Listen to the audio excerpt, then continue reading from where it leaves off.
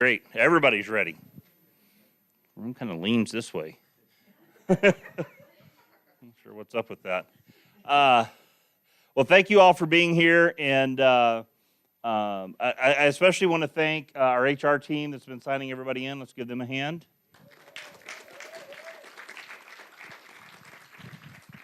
And then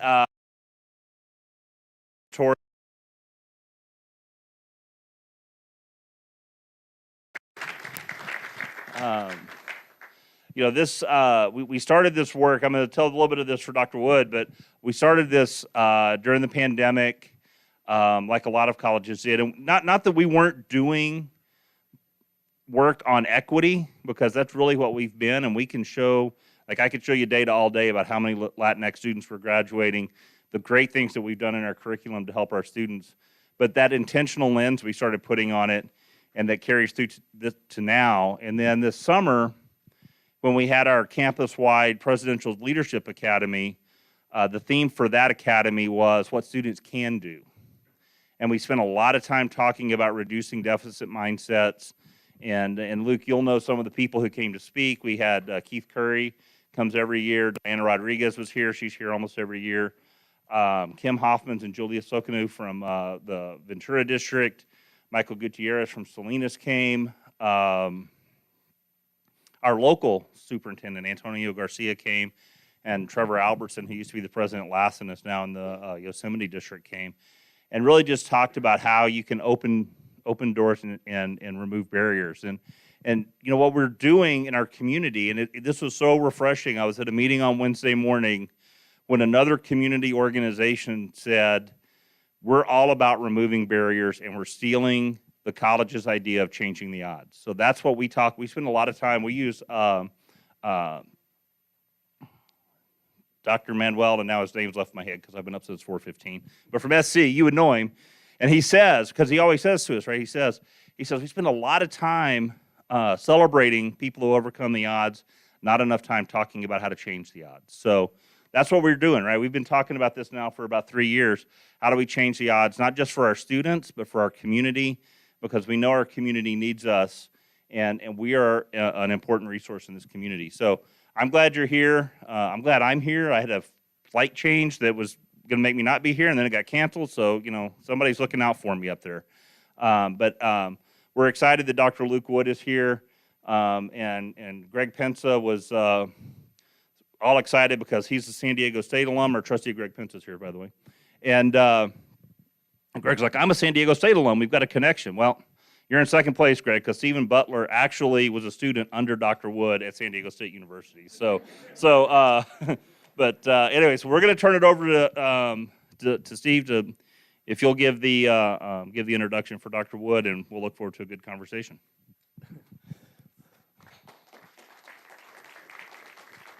Thank you, Dr. Walters. So this is really weird being in front of everybody, not in front of a Zoom screen, so please bear with me. Many of you know that I just flew in yesterday, so I was told I need to introduce Dr. Wood yesterday, and I'm excited to.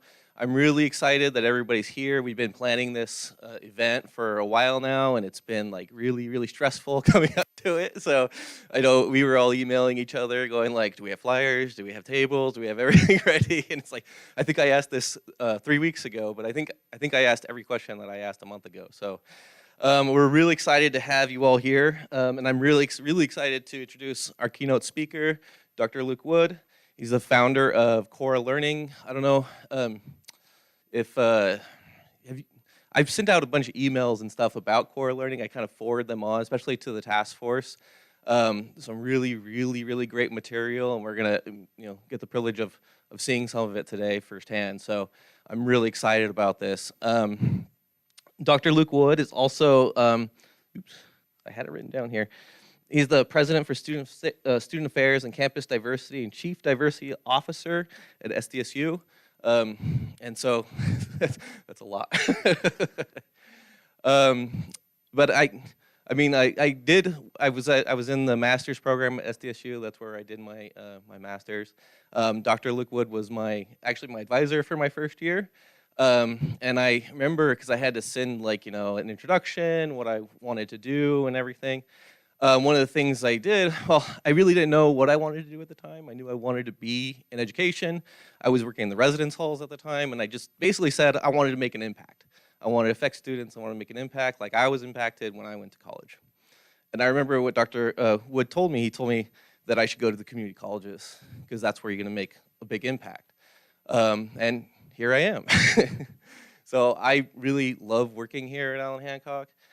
Everybody is very, very passionate about what they do. This work is really important, and the people that I engage with, weekly, daily, really have their heart in it. And so I'm really excited for today. For my presentation, don't expect too much. But yeah, well, let's give a hand for Dr. Luke Wood. I think.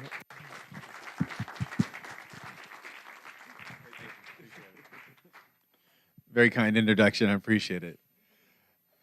So it's really good to be here. And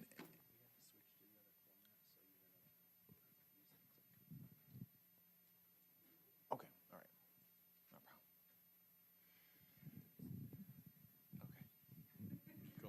Okay, cool. We're making sure everything's set. So really appreciate being able to be here and being able to engage for some time. We're going to have a good amount of time to really talk about issues that we know directly impact our students. And I have to say that, I get the privilege to go to a lot of campuses. It's very rare that both the president and a trustee also come to a conversation like this. Very rare. And so I think that says a lot about the commitment here to really trying to transform lives by transforming ourselves to be better at the work that we do. So I'm going to be talking about racial microaggressions, which I'm sure is a topic that many of you have heard before. I'm going to try to present it in a way that if you've heard about it before, you'll get something new, and if you have no idea what I'm talking about, you'll be able to catch up. I'm also going to then talk about how that impacts us. So racial microaggressions impact us in that they serve to influence us cognitively and psychologically. And so I'm going to talk a little bit about the work that we've done on that in terms of race lighting, but also some of the work that William Smith has done focused on racial battle fatigue. And then what we'll do at the end is I'll talk through a framework of how do you respond to these things when they occur. Because oftentimes we talk about the problem, but we don't talk about actually how you could address it. And there's some very tangible things that you can do when you're in these kind of uncomfortable situations, so that we don't do what most people do. Because what happens when most people are faced with an issue of microaggressions is they don't actually know what to say, and so they freeze, and then they get home and they're like, dang, I should have said something, right? And they're like beating yourself up. And so this is a way to help you think about how you would respond in the moment, recognizing that when those things occur, harm is being done. And we can think about how we address that.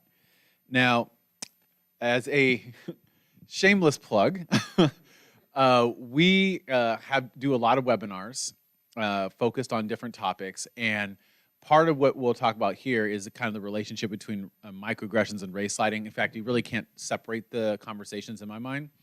But we have a free online series that we're launching on November 3rd. The link is there in the PowerPoint there where it says to register. If anybody wants to attend, I'll also send this to the campus so that if they want to send it out to anybody who wants to register, if that's an interest. But basically, we have a bunch of different modules that we've put together, and then we're going to be doing some live sessions with myself and Frank, talking about these very issues and some things that we can do to address them. So it will be parallel to this conversation, but going deeper in a slightly different direction if anybody's interested in learning more. Okay, so why we're really here is not because of microaggressions, right? But because there's disproportionate impact that certain students have, meaning that we have equity gaps with certain groups, and then microaggressions is one of the ways in which we think about, well, what is leading to this? And so there's lots of definitions of equity that are out there. I like to use this one, not just because Frank and I created it, Uh, and oh, by the way, I should say who Frank is because I'll mention his name a lot. If I say we, I don't have a split personality. We is referring to my research partner who I've been working with since 2011, Frank Harris III. And he's also on faculty at San Diego State. I know you know him as well. Probably had classes with him, I assume. Yes, okay. And so we have a center called the Community College Equity Assessment Lab, and we've been basically doing this work either through our center on campus or through core learning, focused on issues of equity and racial equity in particular for a number of years. And so the definition that you see on the screen is the one that we tend to use, which is equity refers to a heightened focus on groups experiencing disproportionate impact in order to remediate disparities in their experiences and their outcomes. Notice that it doesn't say to remediate disparities in students, their families, or their communities, but in their experiences and their outcomes, which we believe is a function of systems and what we are doing or not doing. Now, that doesn't mean that students don't have a responsibility for their own success as well, but what it does mean is that the first thing that we do is we look inward and we say, what is it that we're doing before we ever look outward, right? To make sure that there's everything that is potentially on the table for their success that we're doing and we're attentive to. Now, the other word that's in here that's important, or it's a phrase, words, disproportionate impact. That term, disproportionate impact, means that certain students have outcomes that are lower than that of their peers. Outcomes could be sense of belonging, it could be graduation rates, it could be completion of a certificate, it could be transition from one class to another. There's lots of different ways in which we can measure disproportionate impact, but ultimately we find that certain groups have outcomes that are lower than that of their peers, and we want to understand why that is. And on the right-hand side of your screen are some of the many groups that experience disproportionate impact. African-American students, Latinx students, Native American students, students who are Pell eligible, first-generation students, students with disabilities, those students who are justice involved or justice impacted. It's not on the screen, but current and former foster youth, such as myself, and many others, right? So we could identify a number of different groups that, based upon data, experience disproportionate impact. And the important thing that we start and end with is we start out with data, because we don't want to just say, hey, we should be focusing on this group unless we have some good data to help support it. Now, if we don't have data, that doesn't mean we would ignore a problem. We would want to understand what's going on, but we usually want to start and end with data so that we're making informed decisions, because there's lots of different things, that rabbit holes we could go down, but we really want to be focusing on where the greatest problem and the greatest need is. So in terms of disproportionate impact, how it's measured typically is like this, how you see here on your screen. You have some sort of bar graphs and it's actually usually more sophisticated than this. This is just an illustration, right? And then you see that line there in the center. That represents maybe the average of how students do within a particular organization. And if students are falling below that line, then those are the students who we really want to be focusing on so we can help bring them up. Now, this is different in terms of equity, because we're having a heightened focus on those groups that experience disproportionate impact, is different than a rising tide lifts all boats approach. Who here has heard of a rising tide lifts all boats? All right. So in that metaphor, right, it's like this idea that all the boats are in the water and the tide is going to basically go up. And so what's going to happen? Then all the boats are going to go up with the water, right? But the challenge with that metaphor is it assumes that all the boats are in the same condition. And they're not. You have some boats that have holes in them due to systemic oppression and racism and dehumanization. More often, you have some boats that aren't even in the water. So we have all these wonderful resources and services, but they're not reaching and touching the students who need them because they're not even in the water. And we have some boats that are simply on fire due to food insecurities, housing insecurities, transportation concerns, employment barriers. And so what we want to do is move away from this thinking about, hey, what can we do that's good for everyone, right? That's a conversation we have to have as a normal conversation. But when we're talking about equity, then we say, well, within that, where are we having challenges? And let's focus there. And then that's what allows us to really be able to move an organization to ultimately where it needs to be. So Estella Ben Simone, who here has heard that name before? Okay, all right. So Estella is, or I should say was, because she is recently retired, a professor at USC at the, and she has a center that she's operated for many years, Center for Urban Education. And she's talked about this concept of equity-mindedness, which means that we take that notion of equity, right, heightened focus on groups that experience disproportionate impact, and then we have it change the ways that we think about the work that we do. So we're taking equity, and it's how that changes our thought process, so we're equity-minded. And she says that it really comes down to 4 different things. So the first is that we have to recognize how systemic inequities serve to disadvantage minoritized people in a range of social institutions and contexts. So there's a couple pieces there that's important. First is notion on systems, right? We have to recognize that there are systems that are in place that have produced some of the outcome disparities that we see. And those systems can be historical policies and practices. It can be how an institution was founded. It can be codes. It can be laws. There's lots of different things that we can think about. There are appendages or elements of a system, and those things serve to disadvantage certain groups over others. Now, the other part of this is important is to recognize that there's different sectors that are involved: education, employment, healthcare, the criminal justice system. And so there's all these different systems that are in place, and an inequity in one system can serve to amplify an inequity in another system. So as an example, let's take employment and healthcare. Let's say that you're either unemployed or you're underemployed. That can have a direct impact on your access to effective and quality healthcare, right? So there's a relationship between employment and healthcare. But one that I've written about a lot myself, and I'm sure others in here have focused on as well, is the relationship between schools and prisons, oftentimes referred to as the school to prison, right? Which suggests that overplacement in special education and overexposure to exclusionary discipline, suspensions and expulsions, those 2 things serve as the 2 pillars to overrepresentation, first in the juvenile justice system and then eventually in the criminal justice system. And so inequities in one system can amplify inequities in another. Second thing she says is that we have to reframe outcome disparities as an indication of institutional underperformance rather than the third bullet, which is blaming students, their families, and their communities for perceived deficits. That's one of the hardest things to do because it's the opposite of what feels comfortable. What it means is that if we see a problem, we don't look out the window. I was looking for a window. There's no window here. Right? But we don't look out the window into someone else's life and experience and say, well, that's the reason that it's occurring. The first thing we do is we look into the mirror to see what it is that we're doing that may be contributing to that.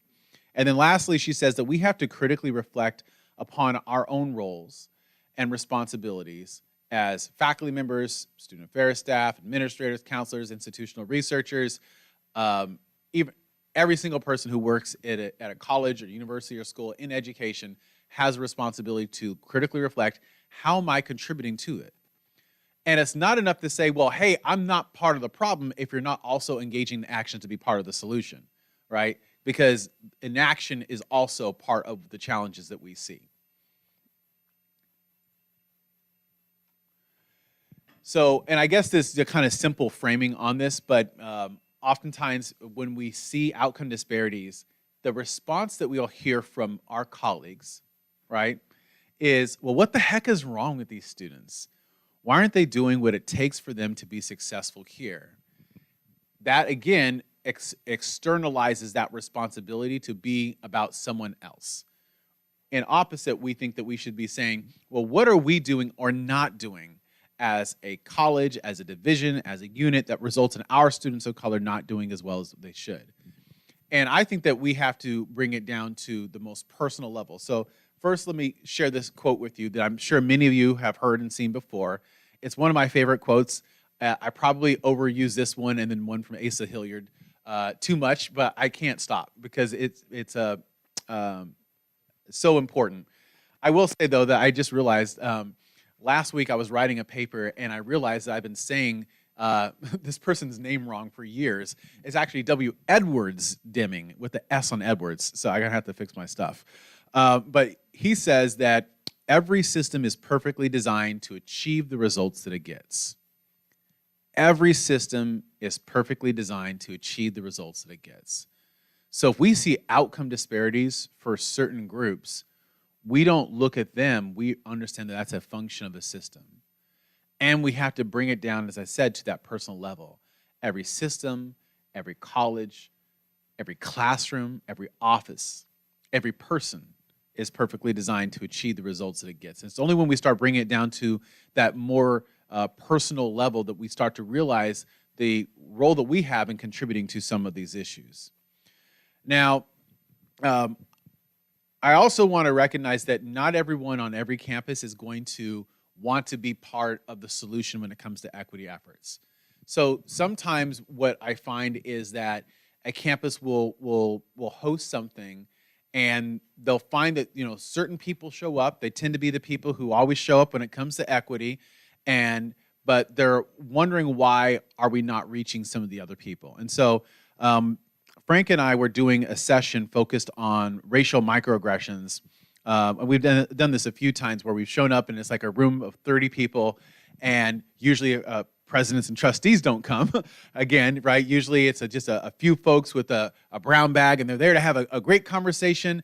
And the person who's putting on the event, I can tell that they're upset, they're dismayed that something's wrong. And I'm like, hey, it's a room full of people. What's the problem? And they'll say, well, when we invited you to come and talk about microaggressions, it was because of Jerry from chemistry and Susan from financial aid, because we all know that Jerry and Susan are microaggressing the heck out of their students.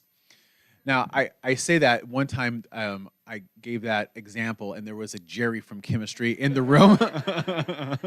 So it was awkward. So hopefully there's no Jerry or Susans here. But you get the point, right? That they're not going to come to a voluntary conversation and training because they may not care.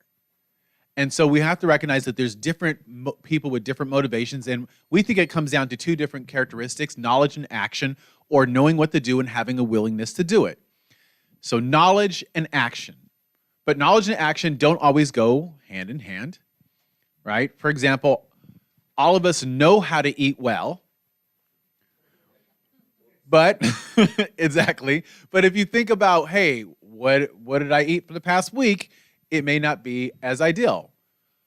Another example, all of us know how to work out, but we don't always do so, right? So knowledge doesn't always translate to action, right? There can be things in our lives that we have the knowledge of, but we don't necessarily put them in practice. And we think it really comes down to putting knowledge and action into place.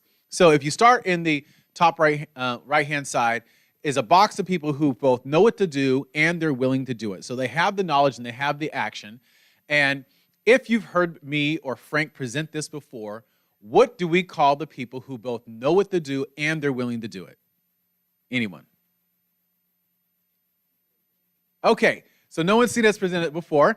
In that case, what could you call somebody who both has the knowledge and they have the action? You call them advocates. What else could you call them? Doers? Champions? I like that one too. Early adopters, yes. We call them the choir. So the choir knows the strategies and practices, and most importantly, they're doing it, right? And they also recognize that in order to be part of that choir, you can't just show up to practice every now and then. You have to continually improve yourself, because equity is not an end destination, but a lifelong journey. And then we have other people in our organization who are our allies. They may not know exactly what to do, but they have the heart, they have the willingness, but we have to fill in the blanks with training and development and opportunities for them to learn how to become even better. And I will say this, you can be, let's say, part of the choir when it comes to, pick any group. Let's say you're part of the choir when it comes to our African-American students, but maybe you're not as familiar what to do with Latinx students, so you're more of an ally when it comes to that space. And so your goal is to improve yourself. So we can't just view this as an equity framework, but really start to think about each individual group. How are we doing and how are we improving ourselves? But then we have to recognize that there are people within our organization who may not be as passionate about this work as us. And that first goes to this group down here, the resistors. The resistors are characterized by, first, they don't know what to do, and it doesn't really matter because they were unwilling to do it anyhow. Sometimes we call them the don't know, don't care group. Now, there's two different types of resistors, active resistors and passive resistors. Say active resistors, passive resistors. All right, so active resistors actively resist. They hear that there's going to be a conversation focused on equity or microaggressions, implicit bias, pick a topic, and they do not like it. They're upset. They send an email out to everyone saying, don't go. This is an example of reverse racism and reverse discrimination, right? We've had that happen a lot with the colleges that we present at. Kind of a normal thing. It happens on my campus too. Or it can be the college. Here's an example. One college that I was speaking at in Arkansas, it was a conversation on microaggressions and men of color, and I was invited by a dean of equity to go, and it was supposed to focus on management. So I guess there had been some back and forth about whether the campus really wanted to support the conversation. So when I showed up to the room, it was like 3 or 4 people from management, and everyone else was gone. And so I could tell the person who invited me was upset. I was like, well, what's going on? And it said, well, the president doesn't support the conversation, so they held a mandatory meeting of management to prevent people from coming. That's an active resistor, right? Yeah, that's a real example. That's not made up. Now, most people who are resistors are not active, and here's why. People are oftentimes more worried about being called a racist than they are about actually being a racist, right? So the passive resistors, they just want to stay out of the fray. They hear that there's going to be a conversation, and they don't necessarily know what to do with that, so they vote with their lack of presence. They just simply don't come. And that is the way that they handle it. Oh, you're going to that conversation, Michael. Oh, yeah, I have so many things. I got grade these papers, or I got this committee meeting that came up, or I got to go get my hair washed, whatever it might be, right? There's a reason that they can't come. Now, that's not to say that if there's somebody who isn't here today that we look at everybody who didn't show up and there's something wrong with them, right? Okay, because I don't want to do that. But what I want to say is that among some of those people, there will be individuals who are passive resistors. And then there's a final group that you can see here, which are the defiant. The defiant are people who know what to do. They know the strategies and practices, but they choose not to do so. Oftentimes, there are active resistors who are exposed to mandatory training because they got themselves in trouble, but it can also be people who are part of the choir, and this work is hard. It's not easy, and you can get burnt out and then recalcitrant and get to the point where you become part of the problem. And I've seen people who have started out as the choir, and they've been burnt out, and they got to the point where they're some of the people holding back progress. Now, I was presenting this with Frank at a conference that we were putting on with Estella Ben Simone, and basically we had presented this, and there was one of our funders who was in the room from the College Futures Foundation, and they're like, well, this is really good. I love this framework, but you're missing something. Now, as a researcher, when someone tells you you're missing something, those are like fighting words. So I'm like, we're missing something. Like we've had people who've done research on this. We validated this framework. But as soon as they said what it was, it made me realize that, you know what? We are missing something. He said, what about the people who fall in the middle? The people who think they know what to do, but really don't. The people who think they're willing to take action, but really aren't. And as soon as he said it, I was like, wow, it was like an epiphany. And I was like, he's right. And so we refer to that group as the oblivious. So the oblivious are a really interesting group. So these are individuals who oftentimes fancy themselves as choir and allies, but actually are a real impediment to the work getting done. And so there's 3 different ways to spot a person who's oblivious. There's 3 different kind of characteristics that help to identify them. First is that they have a savior complex. So they think that their job is to save, not to empower. They think that they have the answers, they're not willing to listen. They bring a deficit mindset to equity work. And your mindset and heart around this work is just as important as the work that you do.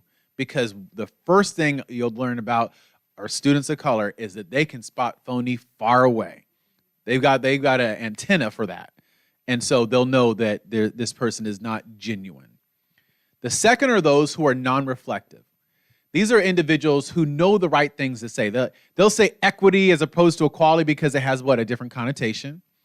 They'll say Latinx as opposed to Latino because they know it's more gender inclusive.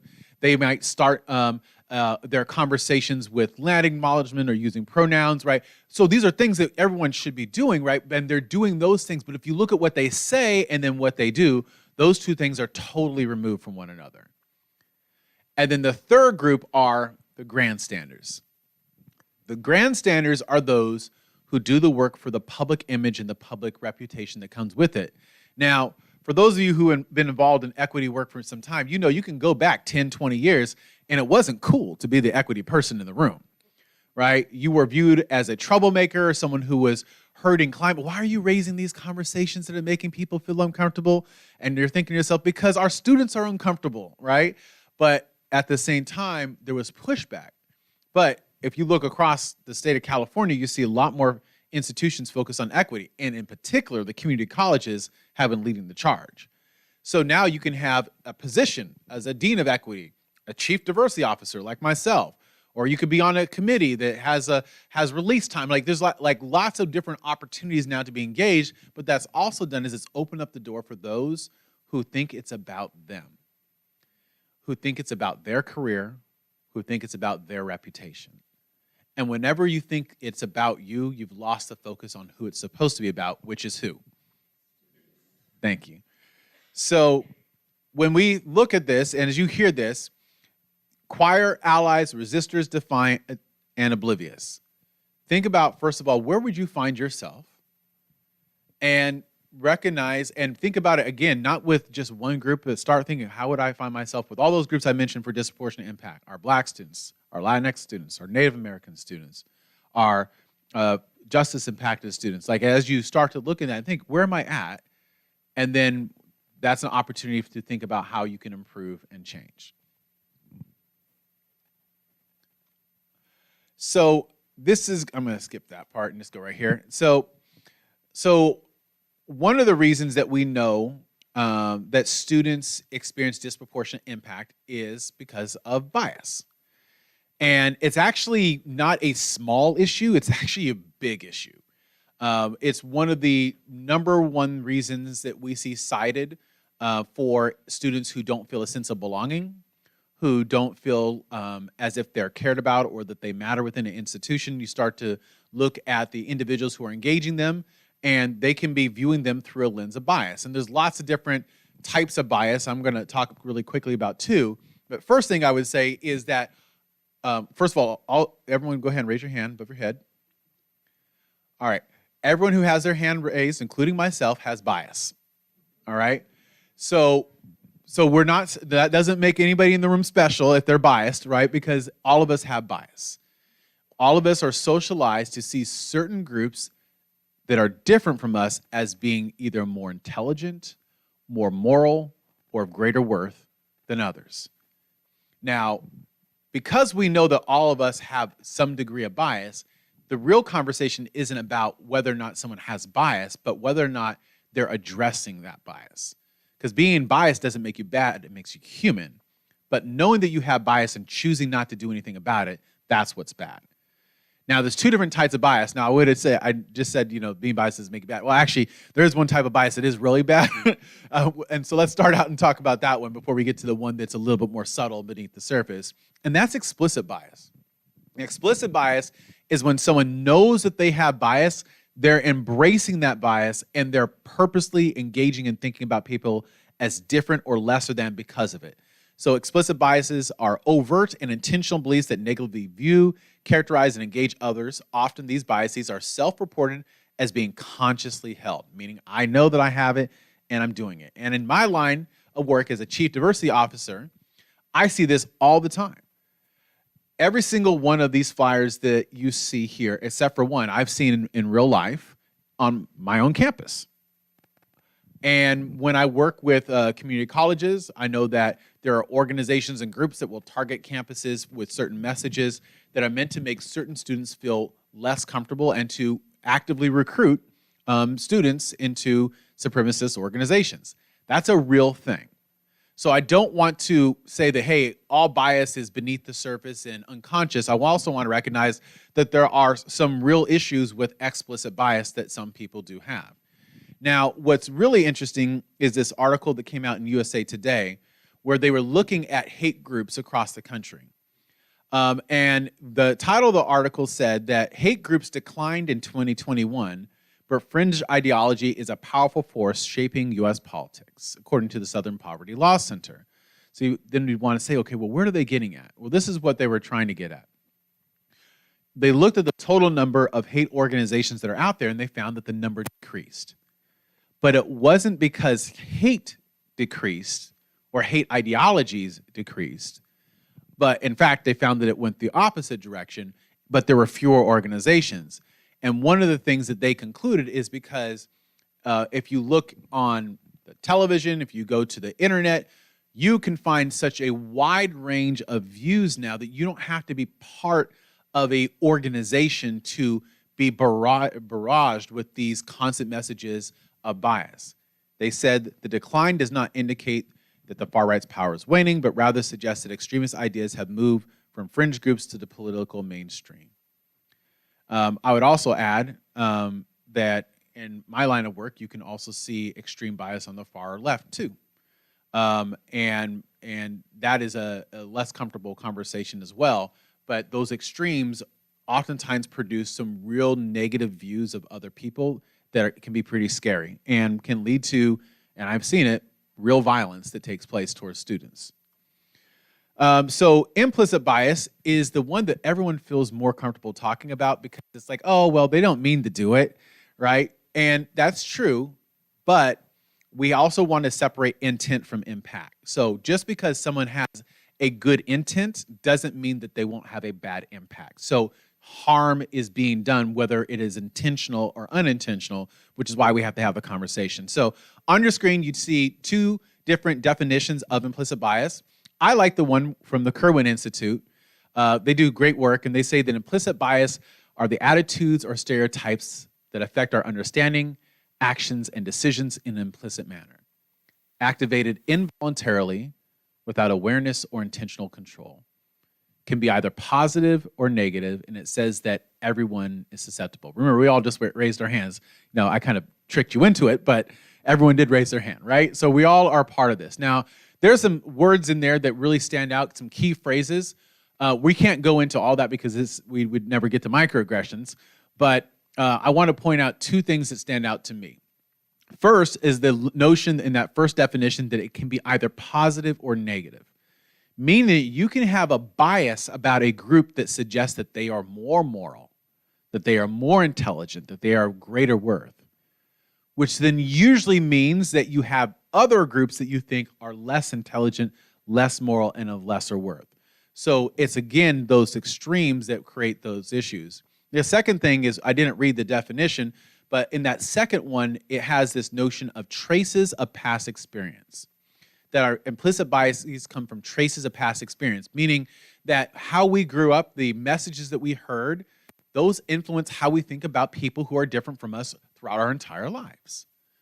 So, for example, I have an uncle who I love dearly, but he's a racist, right? I mean, it's so bad, and he can't help himself. It is so bad, if we go out to a restaurant, I order, as we're walking up to the table, I talk to the person who's serving. I was like, hey, so I'm going to get this right there. Because I know by the time they come back to the table and they engage him, he's going to say something that's so embarrassing that I can't even be confident that my food's not going to get spit in, right? I'm just being real, right? I love him to death, but he's racist, right? And believe me, yes, do I confront that? Absolutely. It does create conflict. Yeah. So basically, if you grew up, though, in, let's say, a neighborhood where as you went to another neighborhood, someone told you to roll up the window or lock the doors, or you turned on the radio and there's a certain type of music playing and they were told to turn that music off because that's bad music. And then you went home and then you were watching the television, and then on the television was something coming up over and over again of searching for black male suspects, searching for Latino male suspects, searching for black male suspects, searching for Latino male suspect. That's how I grew up, constantly seeing this on the news. And you start to think to yourself, my goodness, are these the only individuals who commit crime? Which is, of course, not true, but it's how it's overrepresented and over-programmed in our minds to make us feel that certain groups are more prone to criminality, which is one of the main microaggressions that our students of color face, is that they're assumed to be dangerous, deviant, up to no good. So I'm going to basically go to that traces of past experience. So those traces of past experience, those early impressions that we get about people who are different from us, are what is called the primacy effect. The primacy effect refers to the fact that individuals tend to give more weight to information presented earlier when forming opinions and making decisions, meaning that those early messages that you heard influence how you think about people throughout the rest of your life. And what's really interesting is our research shows that there doesn't have to be overtly racist messages. They don't have to be. They actually can be very subtle. There was a one study that I read, and I don't have the citation for it, but if you press me for it, I can provide it. They had brought these children into a classroom, and there was a teacher who was engaging them. And the teacher would see some children and would smile and would give them something and give them a big hug. And then they would see other children and they would frown, they would step back to give distance between themselves and the child, and they wouldn't give them anything. And then they showed the videos of these exchanges to young children, and then they asked them to rate, are these kids likable or unlikable? And you would, as you might expect, the ones that were getting smiles and hugs were viewed as being likable, and the ones that were giving distance and frowns were the ones who were rated as being unlikable. So then, like a good psychological study, you don't stop there. You say, okay, well, what if we go further? And so they basically went, the next step was to say, let's give these children who are rating these other children pictures of children from the same racial groups as the ones they just rated, who they'd never seen any video on. And what they found is, let's say that the teacher gave more space when it came to black children and frowned at black children or Latino children, that what would happen is that the child would rate other children from that same racial group as also being more likable or less likable based upon the message that teacher basically communicated there. So it really suggests that even the subtle, unconscious things that happen every day have a detrimental impact, because we're programmed so early on to think about people who are different from us as either being better or worse. So we've talked a little bit about some of these topics, such as white supremacy. We talked a little bit about that in the context of those flyers that I showed you. We've talked a little bit about implicit and explicit bias. And now that we want to get to a conversation on microaggressions. Racial microaggressions. This is a concept. First of all, who here knows what microaggressions are? Okay, most people. Who here has been to a training before on microaggressions? All right. Who here could be standing up here giving the training on their own? Probably several people. Yeah, right? So, and that's important because there's other people within this community who have a lot of experience that you should also be looking to for guidance in terms of how can we address these issues when they occur. So microaggressions is a term that was created by Chester Pierce. Chester Pierce was a psychiatrist from Harvard Medical School, black male, who focused on how the subtle racism or indignities, is what he referred to it as, happen on a daily experience in the lives of black people. And he was saying that basically it makes you feel powerless to change your condition. And it can inhibit your ability to both plan and take action around issues of race and racism. And he did this, he talked about this notion, he wrote about it pretty extensively. And then there was a scholar named Daryl Wing Sue who did a really amazing piece on microaggressions, but took it one step further and said, okay, yes, people experience these subtle forms of racism that are beneath the surface, but there's also kind of different categories that we can think about in terms of how these microaggressions play out. And you'll see three major categories on your screen: micro assaults, micro insults, and micro invalidations. Now, micro assaults are good old-fashioned racism. And so actually, when most people talk about microaggressions, they don't talk about micro assaults because they're like, well, most people, when they think about it, think about the more unconscious pieces. But there is an element of microaggressions that can be more conscious and more overt. So micro assaults are, someone painting a swastika on a bathroom stall, or hanging a noose in a locker, or calling someone a racial epithet. Like, these are things that really happen, unfortunately.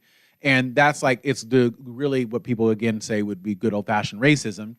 Those micro assaults are really directly related to that explicit bias. The implicit bias is really the micro insults and the micro invalidations, where we either insult people or we invalidate their lives and experiences. And so Daryl Wing Sue provided this definition for racial microaggressions. It says that racial microaggressions are brief and commonplace, daily, verbal, behavioral, or environmental indignities, whether intentional or unintentional, that communicate hostile, derogatory, or negative racial slights and insults towards people of color. Leave it to an academic to provide a very long definition for subtle racism. But that's what he's really trying to get at. There's a couple pieces of this that are really important. First, he says that they are commonplace, which means that they're pervasive, they're normal daily experiences that people have. They can be the put-downs, the subtle snubs, the dismissive looks, and psychologists say that it can be more psychologically damaging than direct acts of racism. And there's a reason for that, and it's because of a concept called attributional ambiguity. Say attributional ambiguity. Okay, we're going to come back to that because that's an important concept in all this work. So here's why they say that it can be more psychologically damaging. So personal story. So I grew up in far Northern California. Because when I say far Northern California, people are like, oh, from Sacramento? I was like, no. So I grew up anyone ever heard of Mount Shasta? Okay, cool. So I didn't grow up in Mount Shasta. I grew up in a town near Mount Shasta that's so small that I have to say Mount Shasta. So that tells you how small the town is I'm from, called McLeod. 1,600 people. Okay, got 2 people in here who know that it is. 3. All right. They're like, oh yeah, I went up there and I camped. Right? Because it's in the sticks, right? It is. Grew up in a town, 1,600 people, high school of 100 kids. Me and my twin brother were born in Oakland. We were, our mother was in prison. We went into foster care. We were basically went in a foster home and grew up in a foster home, though we ended up being adopted by that family my family, who continued to do foster care. So all my brothers and sisters, but 3 are all like me, either former foster care or wards of the court or long-term placement. And so I grew up in a home with like 14 of us. And so if you can imagine the school is 100 kids and you got 14 kids coming from one family, like the woods were strong, right? But growing up, when we moved to town, like my brothers and sisters are Latina, Pacific Islander. My sister, one sister, she has spina bifida and is in a wheelchair. Another one has a cognitive impairment. So like there's like, it's a pretty diverse group. In fact, growing up, they used to call us, when we went to school at first, the UN, because we just show up and we're like this big diverse group. But me and my brother were the only African Americans in our school for most of our educational experience. And growing up, from the time I would say I was in kindergarten till the time I was in 5th grade, somewhere around there, it was a daily, and not just like daily, but multiple time experience for me to be called the N-word, a cottonhead, a niglet, or other racial epithets on a daily basis. It was normal for me. And I knew what that was even early on, because when someone calls you that word, right, you know exactly what that means. You know exactly what box that fits in. That's in the racism box. And as a kid, I even know kind of what to do with that. I was like, oh, well, not inviting him to the birthday party, right? Why? Well, he called me the N-word the other day, all right? So I knew what to do with that. But then as I got older, it went from being more overt to more subtle and more beneath the surface. And it would be, me in a classroom, and I would say something, and the teacher would say with a sense of surprise, oh, wow, you're so articulate. I didn't expect you to know that. Or it would be me going to a store, right? And there wasn't a lot of stores in a town in the 1600s, so there was 1 or 3 stores, all right? And go into the store, and I would be constantly followed around the store because they would think I would steal something.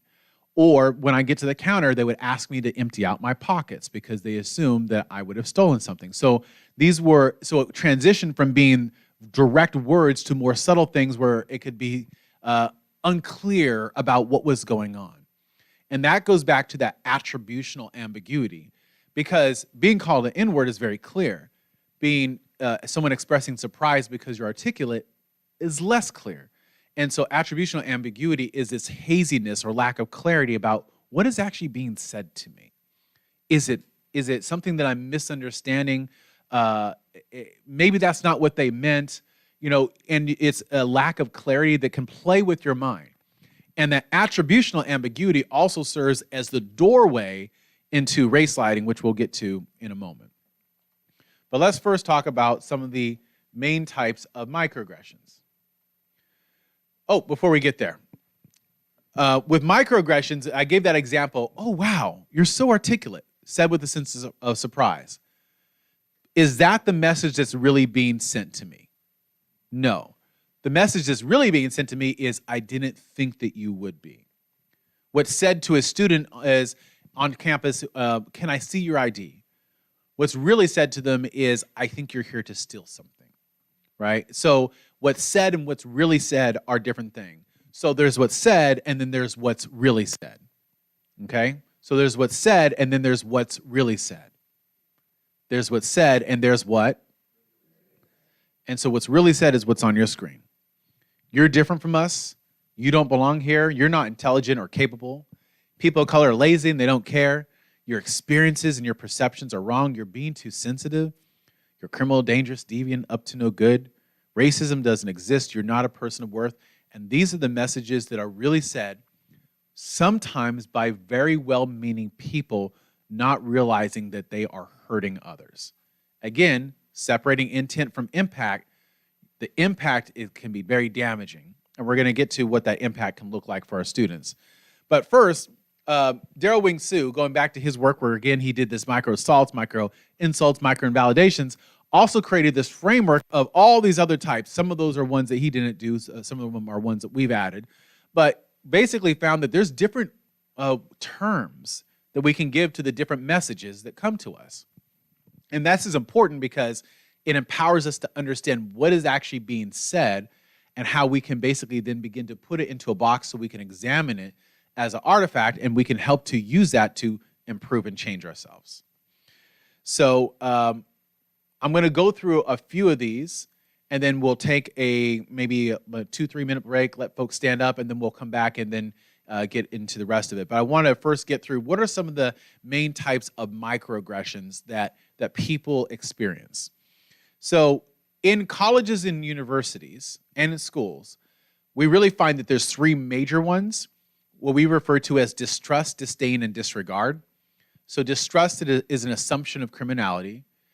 Disdain is pathologizing culture. And disregard is an ascription of intelligence. And that language may mean absolutely nothing to you right this moment, but 5 minutes from now, it'll make perfect sense. So, ascriptions of intelligence. This is when we assume that a student, based upon their race, is either more or less intelligent simply because of how they look and how they present themselves to the world. So the teacher called me a week after I submitted my paper, and she said, I read your paper. Wow, you wrote this? They were shocked that I could write. Or another one, in my Zoom breakout room, I answered a question, and one of the boys in the class said, well, you're smart for a black girl. Or the one at the bottom, I asked a question and he responded by speaking extra slow and exaggerating his pronunciation. Like I didn't know English or something because I'm Filipina. He obviously doesn't think I'm smart. These are examples of subtle ways in which this occurs all the time. Another one that we find is absolutely pervasive is an assumption of criminality, which assumes that a person is dangerous, criminal, or deviant based upon their race. Here are a couple examples. I wrote the teacher to let him know I wasn't able to attend class because my internet was down. He wrote back very angrily, insinuating I was lying. And the student explained to us, well, lots of people are having internet problems right now. This was during COVID that they submitted that one. The next one says, I was in a virtual breakout room with my teacher. He said Latinx students are more likely to plagiarize on their papers than others. It's not that they're not smart, they just don't understand the language, right? There's actually multiple microaggressions in that, but criminality is certainly one of them. Now, I'm going to pause here for a moment and say that these two microaggressions can actually go together. So if you think, for example, that people of color are less intelligent and therefore also more prone to criminality, those two things can go hand in hand.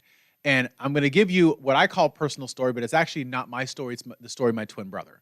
So I have an identical twin brother who looks like me, talks like me. There's very few differences between us other than we're different people.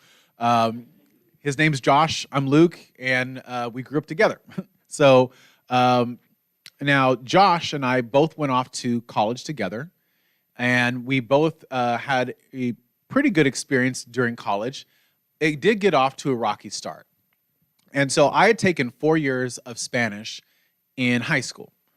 And so I had satisfied the language requirement. Josh had taken 3 years of Spanish, and so he had an additional class to take. And he was excited about taking it. He wanted to be able to learn more. And basically, he had enrolled in this class. And I remember him going to the first day of class. He did really well, and then he called me afterwards and said, this class is super easy. And back then, you could challenge a course, and he wanted to see if he could challenge the course and maybe go to a higher level class so that he could feel like he could gain more and learn more. And then, there was a test that was coming up, and he's like, well, I'm going to take the test and then just do really well on the test, and then maybe that will, create a conversation around that. I was like, cool, sounds good. So he goes to the class, he takes the test, teacher takes all the papers back, and then afterwards, next class session, starts handing out the papers. And, like sometimes you put the grade on top in red or something like that. And so you give the paper, face down so that nobody else can see the grade, right? Trying to protect students' privacy. So teacher's going, giving everyone their paper back, and then gives Josh his paper, and his doesn't have a grade on it. It just has a note in it saying, come see me in my office. And he was elated. He was excited. He called me and was like, hey, I just got this note. I'm going to go see her in her office. I think she's going to tell me to go on to the next class. He was excited. And so he did. And so he went to her office to go see her at the time that she'd asked him to come. And as he walked up, he immediately felt like something was wrong. And the reason that he felt like something was wrong is because at the door of the office was a gentleman who was standing there like he was standing guard. And he was like, okay, that's odd. Well, whatever. And then so he goes in. And so the teacher looks at him and she says, we're pretty sure that you cheated on this exam. So what we're going to ask you to do is to take it again right now. So on the spot, without any forewarning or understanding like whatever else he had going on that day, she asked him to retake the exam in her office, sitting only feet away from him with her watching him. Now, I can't imagine, even though he's my twin, I can't imagine the emotions, but I can assume that he was frustrated, that he was angry, that he probably wasn't in the best mental space to be able to take the exam after someone had just accused him of cheating.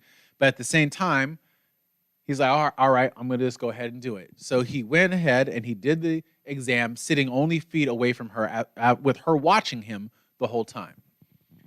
So after he finished, he got up to hand her back the exam, and he started to walk out the door because it's like, this was embarrassing, right?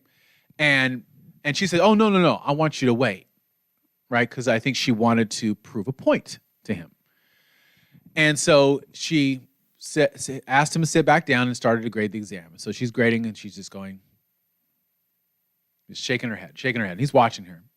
And then she looks up at him. She slams her hand on the desk and says, I don't know how you've done this a second time, but I'm not going to tolerate cheating in my class, and gives him an F for acing the exam twice.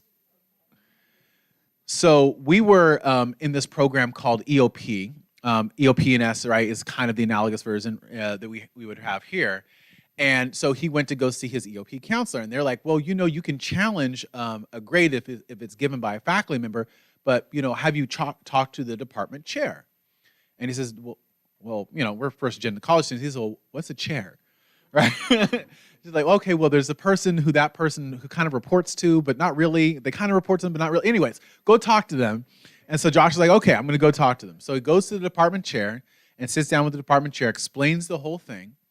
And the department chair just says, this is your first year in college, right? He's like, yeah. It's your first semester, right? Yeah. Well, do you really want to begin your college career by challenging grades from your professors? I don't think that that's going to be a good look for you. And so he never challenged the grade because he was worried that it would somehow hurt him and impact him in the future. He ended up getting a C in the class because he aced every single exam in that class, but because he had gotten an F on that first exam, it basically brought down his overall grade. And that's what happens sometimes when people of color outperform low expectations. And that's why it's so important for us to have high expectations for our students, because no one has ever risen to low expectations. So that doesn't mean that we don't want to be vigilant and maintain academic quality and academic honesty, but it also means that we shouldn't naturally assume that somebody is a cheater simply because they're a person of color. Now, I would love to say that that is a one-time situation that never has happened to any other student ever again. But what I also know from the work that we do is that that story that I told you about Josh is one that we have had occur across all the studies that we've ever done in community colleges. We do focus groups. Oftentimes, the community college asks us to come in, and I have heard different variations of that story over and over and over again, particularly from our Latinx and Black students. But it doesn't begin in a university. It doesn't begin in a community college. It doesn't begin in high school. These experiences begin in the earliest levels of schooling. And it's why I do a lot of work focused on exclusionary disciplines, suspensions and expulsions in preschool through third grade. Because believe it or not, preschool is believed to be the actually highest suspension disparity for Black children across any grade level. And in fact, if you look, it was just signed a bill by Gavin Newsom. I was kind of tangentially involved in the group that was leading it. It was led by a different person. They did great work called Black Men for Education Equity. And so now you're not allowed to suspend children in preschool. It's a new bill that was just passed, signed like 2 weeks ago. But if you look at the data, the highest suspensions are always in middle school, followed by high school. But if you look at the disparity between, let's say, Black students and their peers, the highest suspension disparities are not in high school, they're not in middle school, and they're not even in latter elementary. They're in kindergarten through third grade, where Black children are 522% more likely to be suspended than their peers. That's in California. And it's not, of course, only Black children. I'm giving that as an example of how these issues manifest. And it comes down to these 6 different frameworks, which are all different types of microaggressions. And I'm taking us out of the community college world for just a half a moment, because sometimes it's easier to look at a different area and be like, oh yeah, they're bad, they shouldn't be doing that, because it externalizes it, but it also helps us to think about things in a deeper way. So first, we've collected data from over 1,000 parents of Black children, asking them about their experiences in school. Now, I say parents of Black children, not Black parents, because you can be Black and not have Black parents, right? Case in point, me, right? I'm adopted, transracial adoptee, so my parents are white, even though my biological parents aren't. And so we asked the parents, like, what are the experiences that your children have in school? And we find that it falls into these 6 different layers. First, they're assumed to be troublemakers. They're assumed to be a problem. If there is an issue, that they are the locus of that problem. And in particular, they're assumed to be the one who is going to lie. That's a very, very big thing, particularly in early learning. And as a result, they're labeled with criminalized terms. You'll recognize some of these terms: bad, physical, hyper, aggressive, defiant, deregulated, troublemakers. And these terms are then attached to them and then used by teachers to talk about that child. Now, what makes it particularly damaging is that oftentimes you'll find that other children in the same classroom, because of the way the teacher engages them, also starts to use those same terms to describe them. Then they're hyper-surveilled because they're assumed to be a troublemaker and they're labeled with these terms. They're hyper-surveilled for wrongdoing. They're more closely watched for problematic behavior. And then they're singled out for discipline when other children aren't. Singling out, here's an example of that. Let's say that we're in kindergarten and you got 4 boys who are on the schoolyard and they're throwing rocks against the fence.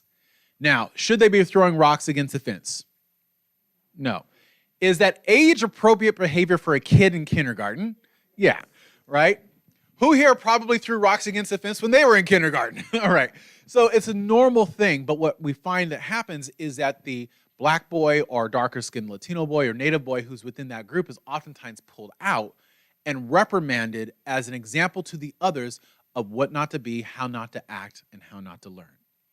And then that same child then goes into the classroom and they're sitting down and they're tapping a pencil against their desk. Now, other kids are tapping a pencil. Some kids aren't even sitting in their desk, but the teacher hones in on them, regardless of everything else that's going on, and yells at them as an example of what not to be, how not to act, and how not to learn, because it gives them more of a sense of control and power over their classroom.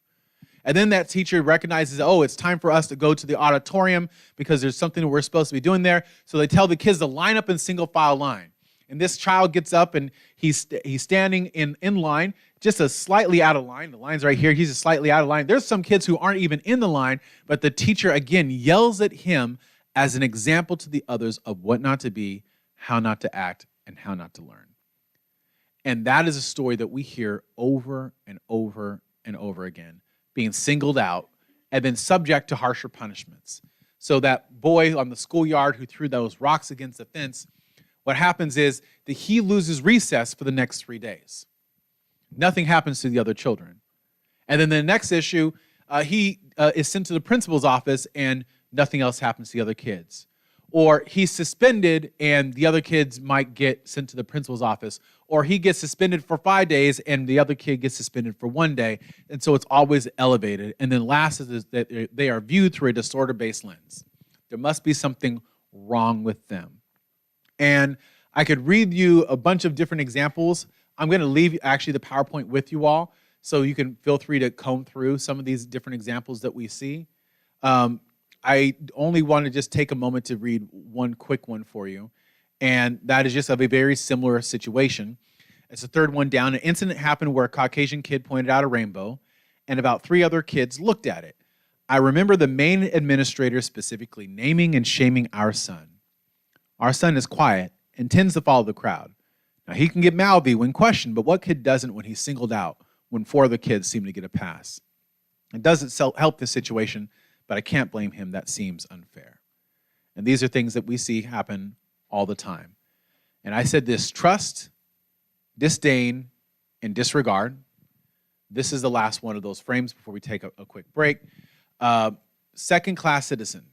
This is when someone is treated as being lesser than, and it's sometimes intermingled with this fourth one, a pathologizing culture. We just refer to this as disdain, generally, the two of these together. And I like to think about disdain as the they statements.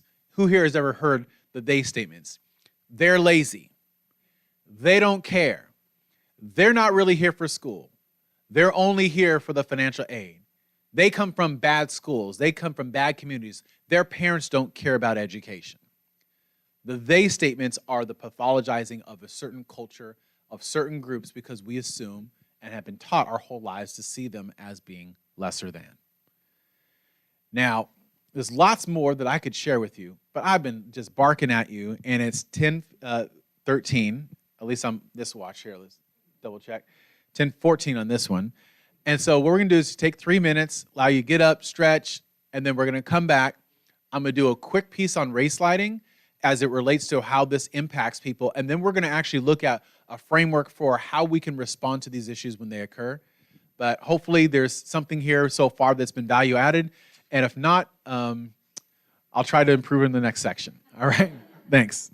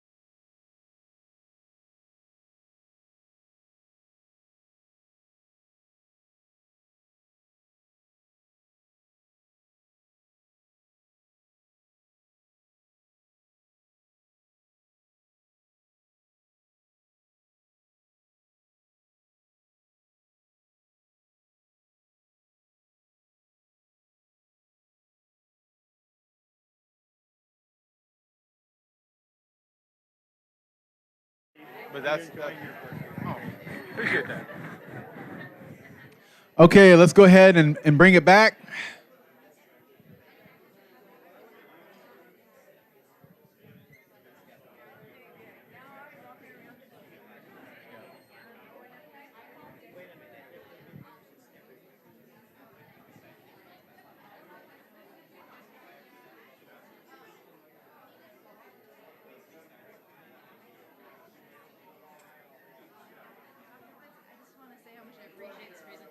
I appreciate that. Because I feel like I go to a lot of trainings and I feel like I'm checking things off like a DEI box, but I really legitimately feel like I'm learning something, and I just so appreciate being here. Oh, thank you. That means a lot. I appreciate it. Yeah. Thank you. All right. If you can hear my voice, clap once. If you can hear my voice, clap twice. Say what? Oh, really? I think it's a student affairs thing and athletics. So there's lots of different types of microaggressions, and we could go into all of them, but I think really focusing on distrust, those assumptions of criminality, disdain, where we pathologize the culture with they statements, and disregard, where we assume people are academically inferior, that those are the three ones that we see that are most relevant to these conversations, but there's lots of others. I did want to make an important caveat because I mentioned all the negative about the town that I grew up in without mentioning the fact that it was like the most amazing experience I had, and I would absolutely go back there, grow up there, have my kids grow up there if I wasn't in San Diego. And so I wanted to delineate that McLeod isn't a bad place. McLeod is endemic of every single place in America. It's just I use it as an example because it's my own personal experience. Now, we talked a lot about microaggressions. We talked a lot about bias, but we haven't talked about how it impacts us. Because the messages that come, they actually do serve to influence us.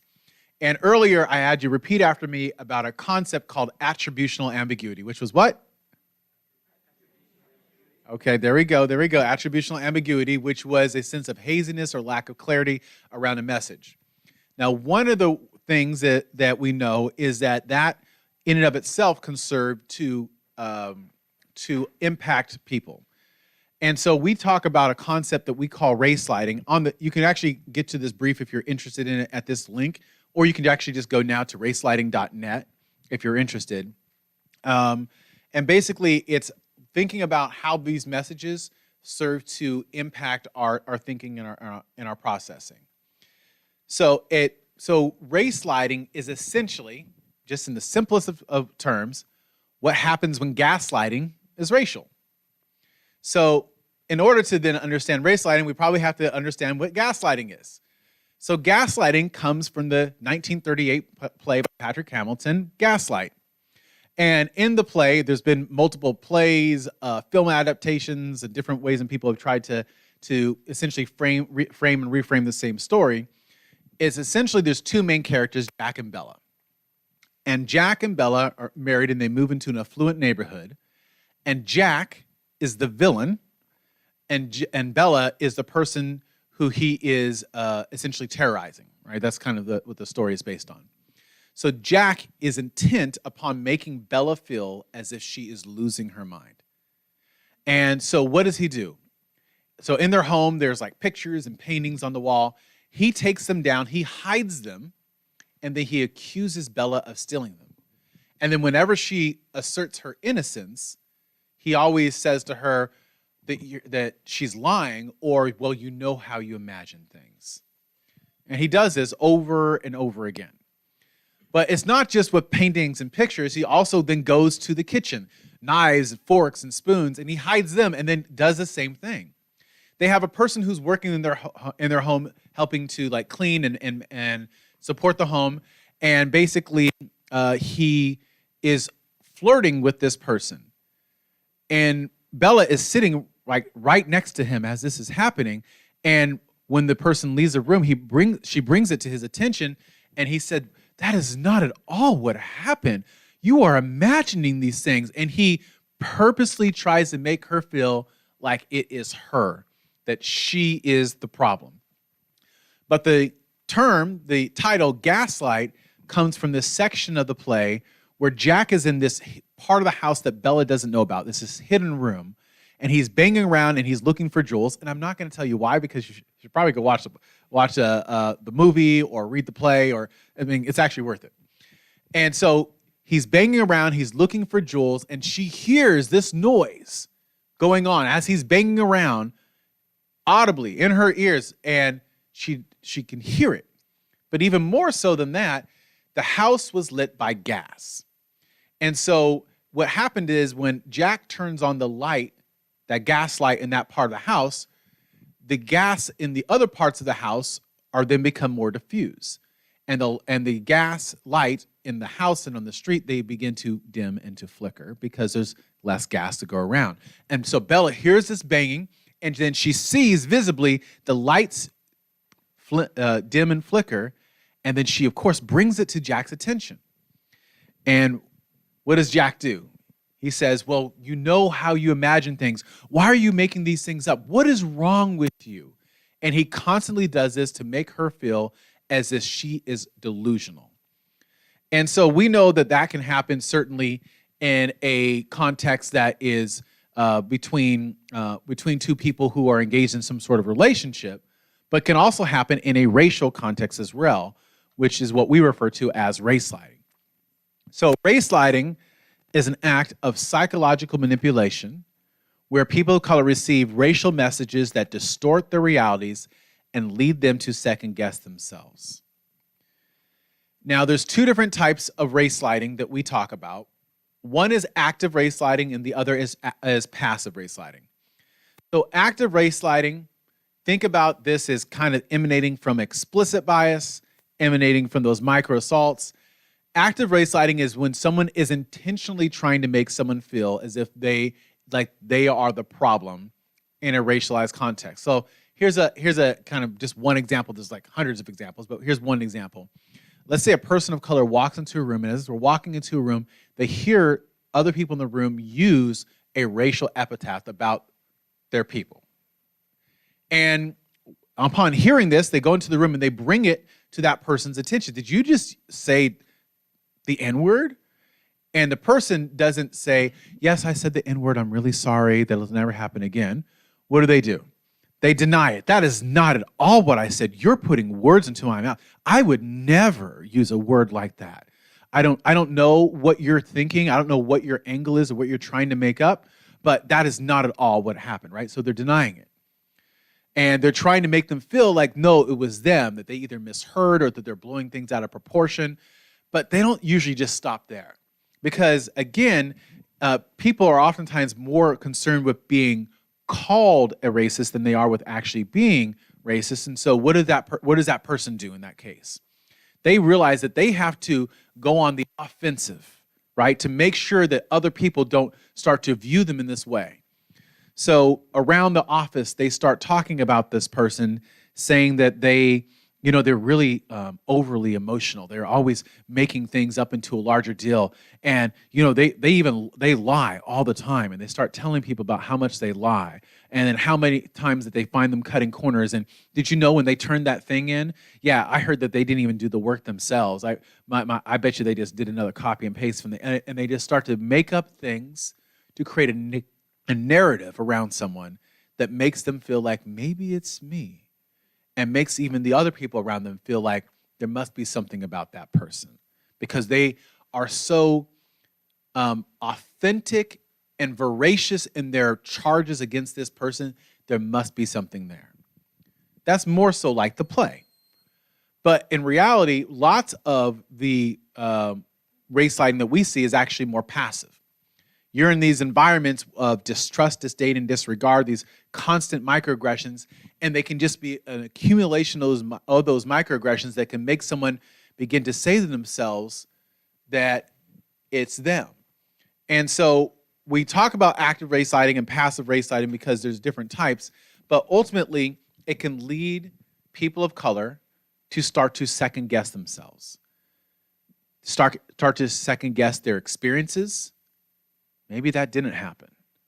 Their feelings, maybe I am being too emotional. Their capabilities, maybe I'm not good enough. Their knowledge, their decision-making, their recollections, and even their basic humanity. And so you may find someone who gets to a point of the accumulations of these microaggressions, and they're saying to themselves, maybe I'm not smart enough. Maybe I'm not good enough. Maybe I don't belong here. And it's that doubt and that disorientation that's race sliding. And so it can serve to negatively impact people because racism plays with your mind. And that attributional ambiguity, that lack of clarity, that sense of haziness around what it is, can make you start to believe that it's actually you. And that can be detrimental. In fact, I was talking with a colleague this morning, and she was talking about how she had worked at this place, and they were constantly telling her that she was doing things wrong, and they were constantly undermining her.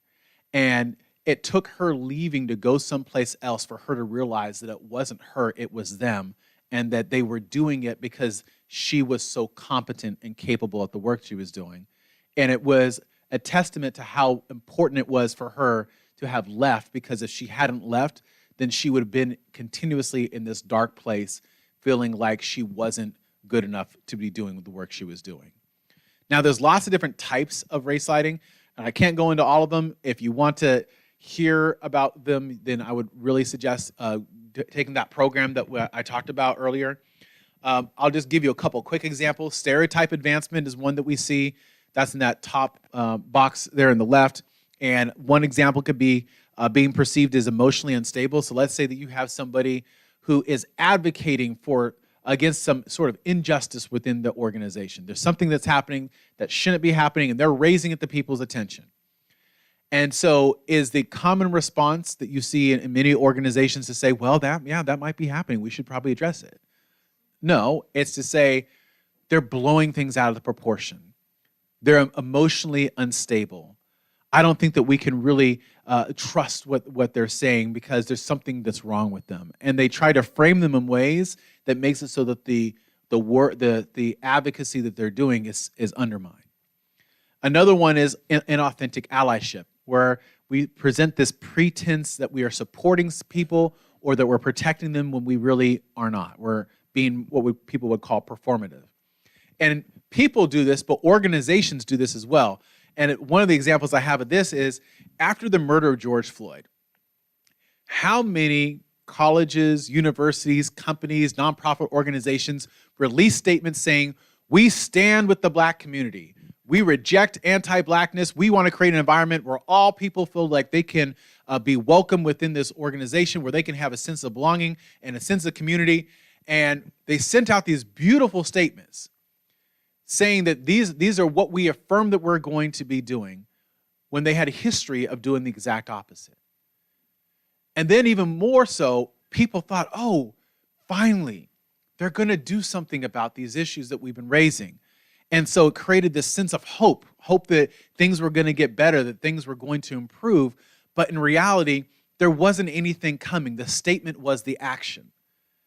The statement was the action. And so at my institution, we actually have a philosophy and a practice. We don't release any statement unless we have an action that goes along with it. Otherwise, it's just a false promise. The third one is misrepresenting the past.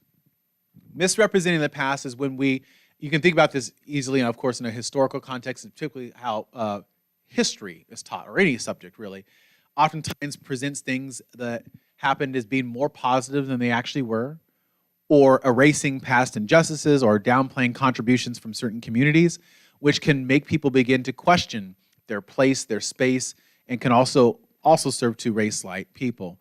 Obviously, across the country, there has been a pushback against teaching of cultural history, ethnic studies, critical race theory, any racial concepts, right? Those are things that you're seeing across the country. Those are a perfect example of what we're talking about. And then resistive actions is the last one I'll mention. And this is when people simply just push back against the narrative. They either deny it, or they claim that it's an example of reverse racism or reverse discrimination. But the one I want to hone in on is actually what's called reverse causality, or what many of you may call victim blaming. one of the things that we saw after not just murder George Floyd, but Breonna Taylor, Tony McDade, Ahmaud Arbery, I mean, could literally go on, just so listing names, right? Is oftentimes the response is to say, if they would have only have complied, or if they would have not done this thing, and whatever things that they usually point to are either not true or are things that certainly wouldn't justify them losing their life, right? And there's this sense that then can be communicated to people that there's no, this is happening to you and to your community because something is wrong with you all. But reverse causality even happens in the earliest levels of schooling. I give a lot of early childhood examples, so you have to forgive me, but I feel like it's good, again, to take things out of context. So you've got a young kid, let's say this, a Latino boy, let's say he's in first grade. And he's been taught by his teachers and told by his teachers, just like everyone else in the class, if someone pushes you, if someone tries to hurt you, don't do anything back. Don't push back, don't yell at them. Go and tell who? Right? Because then the teacher can then intercede and then address the issue. So this young child, he goes to school and there's a group of boys who start pushing him. So he goes to the teacher and says, so-and-so pushed me. So what does the teacher do? Does she get down at eye level and ask him what's going on and use it as a way to then investigate and intervene? Does she put her arms around him and console him? Does she ask for more information? No, what we find more often is that she says, well, what did you do to cause this to occur? And that's a repeated pattern that we've seen across the data that we've collected with children of color. And so these are common ways and messages that serve to make people feel like it's them somehow. Now, that brings me to the last point before we get to the Raven. And the last point that I wanted to make was around a concept called racial battle fatigue. Repeat after me, racial battle fatigue. Now, who here has heard of the term racial battle fatigue? So raise your hand. Okay, a few people. All right, that's good. So racial battle fatigue is a concept that was created by William Smith from the University of Utah, not Will Smith, the actor, William Smith, who is a friend, he's a colleague, and he will actually, no one knows this, we haven't told this publicly yet, but he'll actually be the second session of that race lighting program. He's joining us. And basically, he created a framework for making sense about how racism impacts us and in multiple ways. It impacts us cognitively, psychologically, and physiologically. And so cognitively, if you're in an environment where there's racism, even subtle, beneath the surface, mundane, everyday racism, it impacts your ability to process information, to retain information, and to remain your attentional control or focus. So some real impacts that it has on, you could assume, on students' ability to learn in a classroom environment, or a faculty member or staff member's ability to perform in that environment when you're under constant or persistent stress. Now, it's called racial battle fatigue because of what they find is that it mirrors, the symptoms mirror what is referred to as combat stress syndrome. And what is the linkage between those two is that if you're in an environment of persistent risk and persistent stress, it impacts you cognitively, psychologically, and physiologically.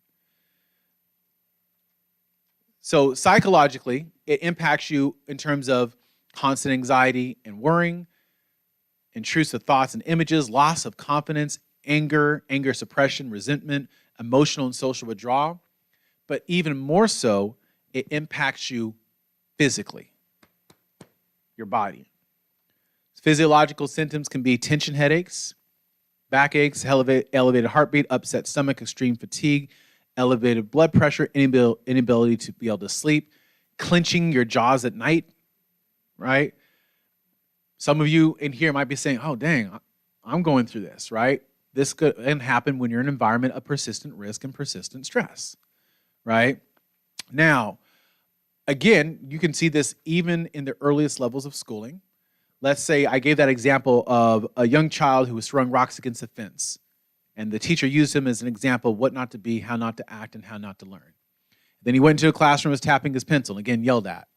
And then he got in line, and he was a little out of line, and then the teacher used him again as an example of what not to be, how not to act, and how not to learn. Now, let's say that his name is Derek, and Derek goes home, and he wakes up in the morning, and parents come in, somebody in the family comes in, like, all right, come on, wake up, we got to go get dressed for school. And Derek says, I don't want to go to school. Parents like, huh? Why? He says, I don't want to go to school. Parent says, but why? He says, well, because my stomach hurts, or because I have a headache, because his body is having a physiological response to an environment that is unsafe and unwell, even in the earliest levels of schooling. And that's what we've been able to see in terms of racial battle fatigue and how it impacts people. So we've talked about implicit bias and explicit bias. We talked about microaggressions. We talked about how it impacts us through race sliding and racial battle fatigue. But now we need to spend the rest of our time talking about what we can do about it. Now, I'm going to leave these examples in the PowerPoint so you can look at some of the ways in which a campus can respond to this and ways in which you can respond to it individually. I'm only going to highlight a couple because I want to get to Raven. But, you know, campus, first of all, if we really want to know how people are experiencing these issues, we can ask. But don't ask if you don't want to believe. It's important to go along with those two.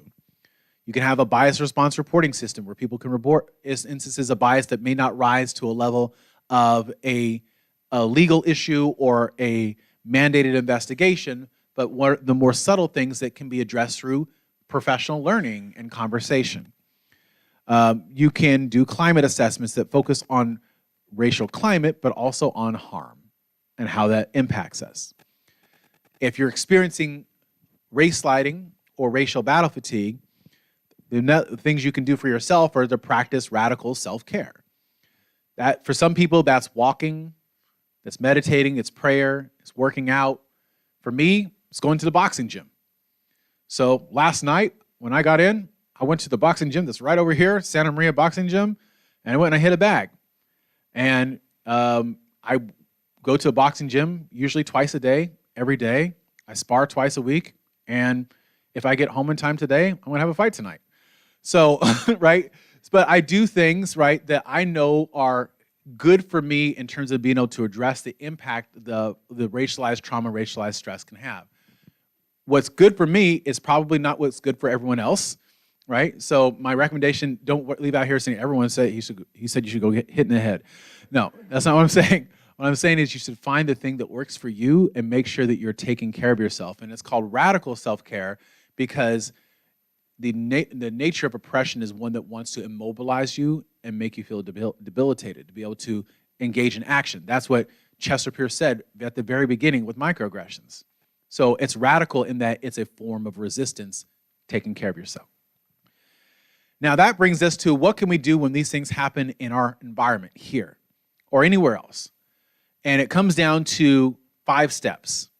The Raven approach: redirect, ask probing questions, values clarification, emphasize your own thoughts and feelings, and next steps. So basically, as I go through these, I want you to recognize a really important thing. The Raven approach isn't about doing every single step every single time you run into an issue. It's about recognizing that I have to do something, and then more often than not, people freeze and they don't do the right thing. And so it's a framework. So sometimes you do the R, the A.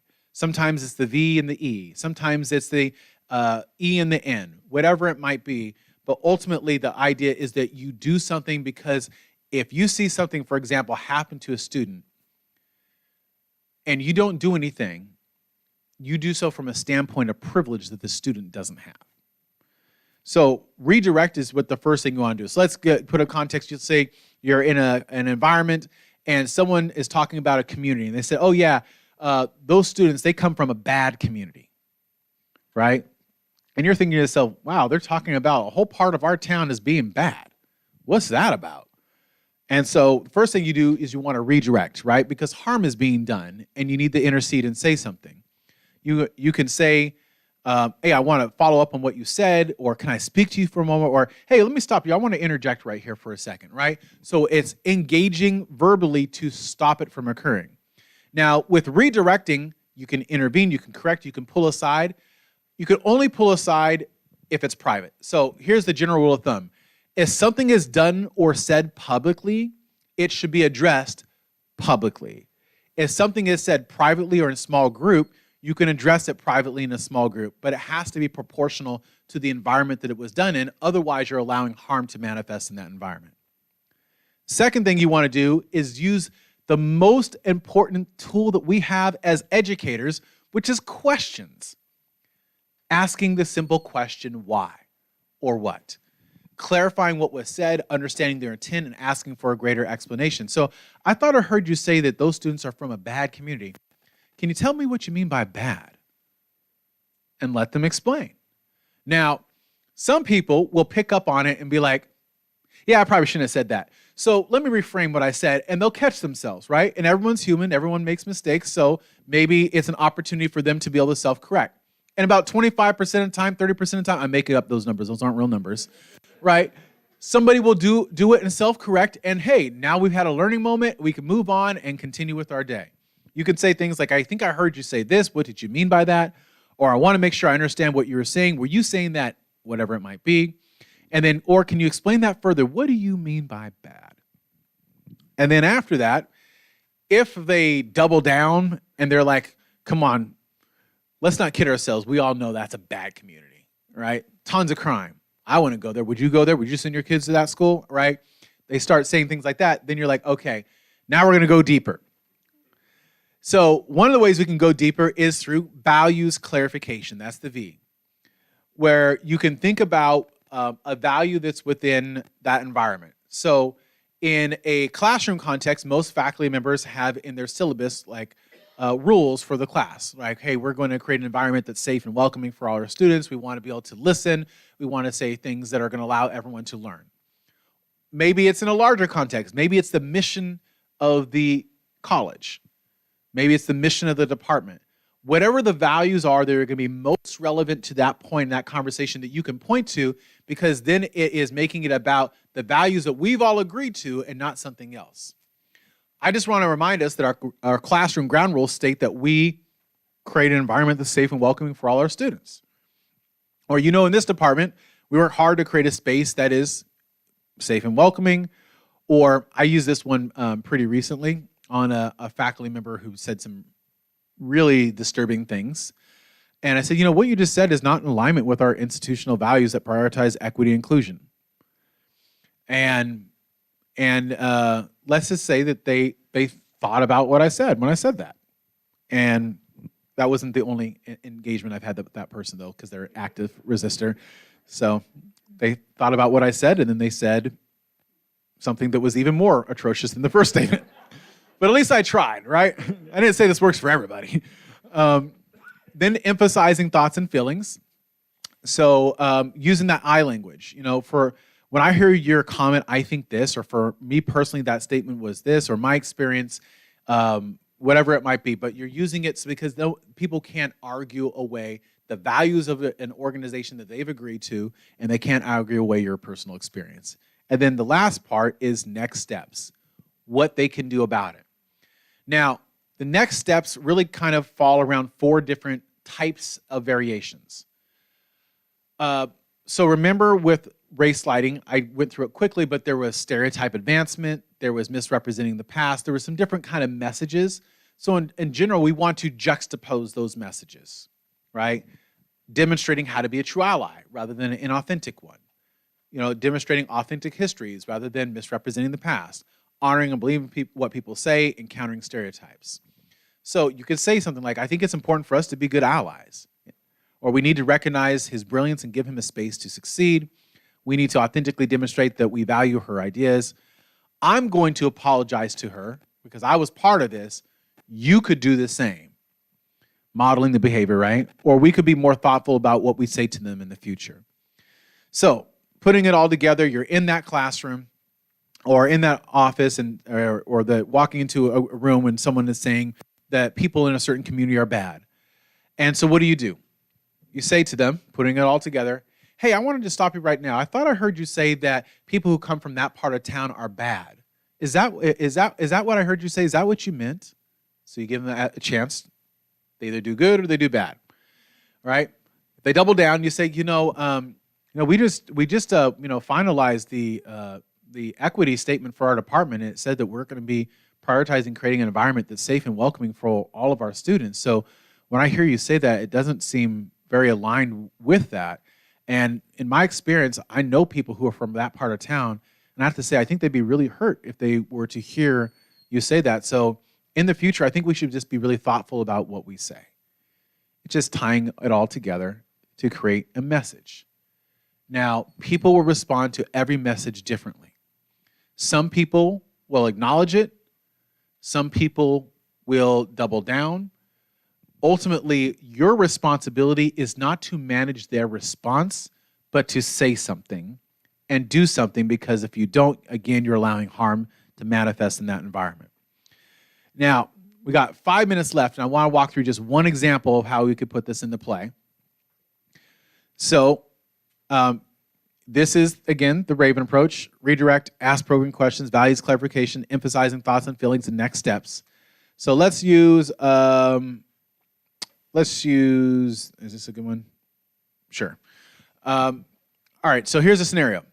I had specifically chosen a class to take with three other of my friends that were barely starting college. We were all black.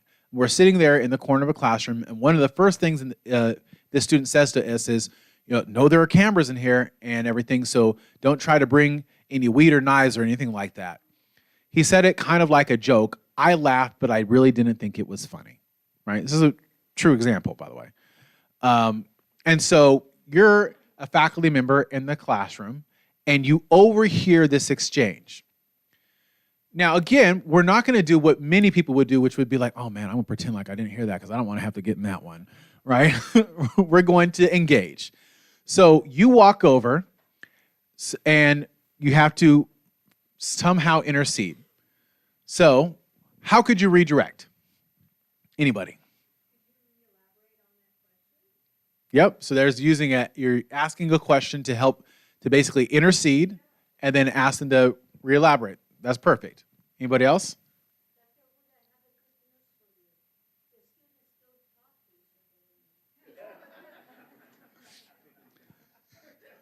Fair point. That's why it's a scenario and an exercise. Yes. Go ahead. Say what? Yeah. Yeah. Are you a jokester? Yeah. That's a good one. Right? Put it on them. Go ahead. Yeah. I like that. That's a good one. Because then when they have to express their intent, ooh, that's good, because that gets like right at the heart of it. Okay. No, go ahead.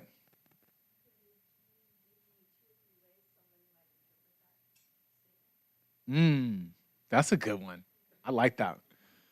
I might steal that and cite you. Okay. Values clarification. What values could you point to? What would you say?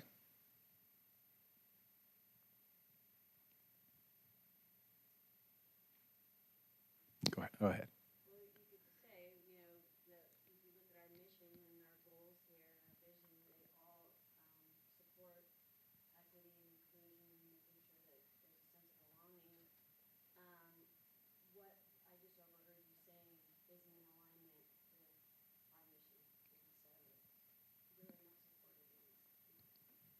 Beautifully said. How could you emphasize your own thoughts and feelings and or talk about next steps? Next step could also be as simple as cut it out, right?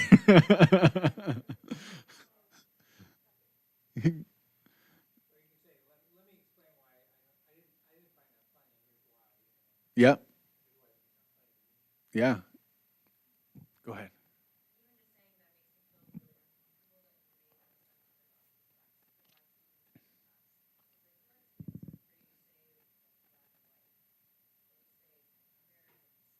Yep.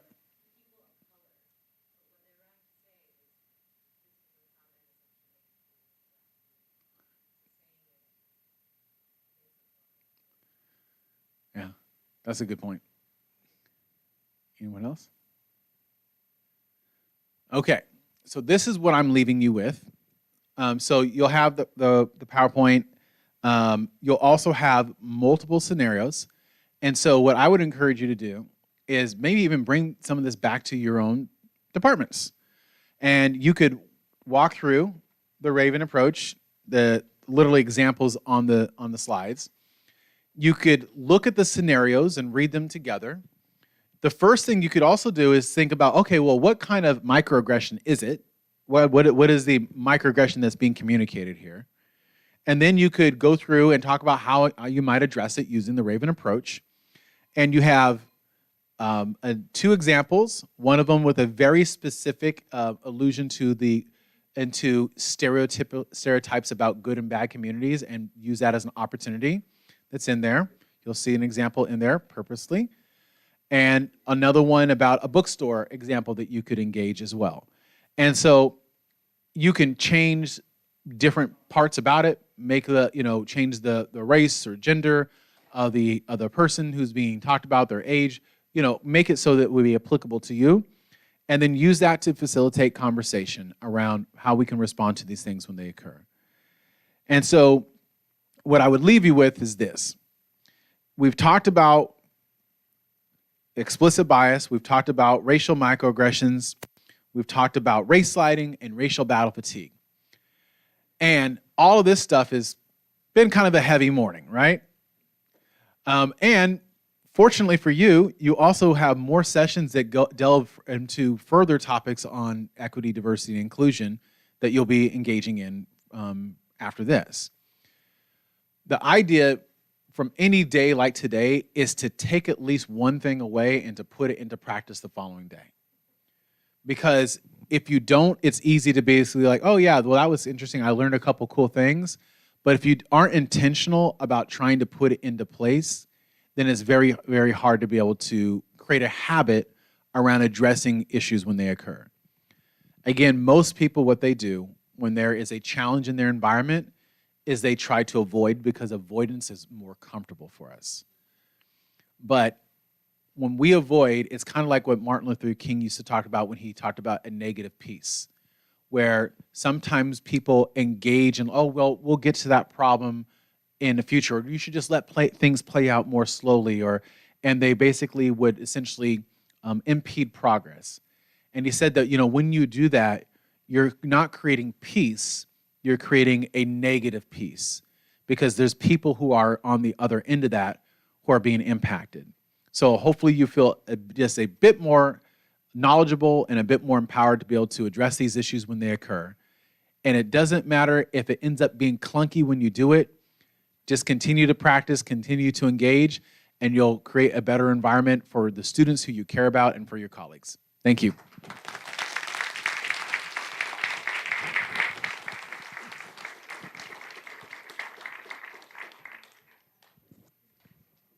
We would like to thank you, Dr. Woods, for such an informative presentation. I think it really sets the tone for the next sessions to come. As you mentioned earlier, is really topics that are really hard to engage, uncomfortable, but very important topics to address. So we really thank you, and we hope to continue working with Coral Learning as we continue on and on development on our DEI here on campus. And we have a little gift for you.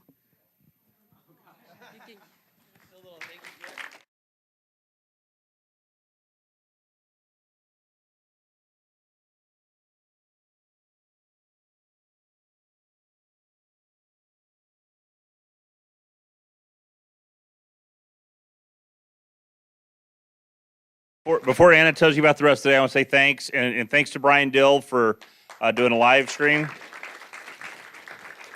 I know people were watching because I was getting text messages as it was going on, and they were. Thank you all for being here. I've been at several meetings where Dr. Wood is speaking, and there's always a line of people who want to talk to him, and I'm sure that'll happen today. But when I come and grab him, because he's on the same flight I am at 2 o'clock from Santa Barbara, so we're going to race down so we can get to the airport. So when I come and grab him, don't feel offended. With that, I'll give it back to Anna. Thank you guys for a great day today, and we'll see you guys all next week. Thank you. So hopefully all of you got the handout. You all have it, and we apologize for the small print. I know we're talking about that. With, if you need glasses like me, you have to really bring the paper close to you. So there's 2 tracks, and everyone's welcome to each of the session. But in the very bottom, it states who the possible audience will be for each session.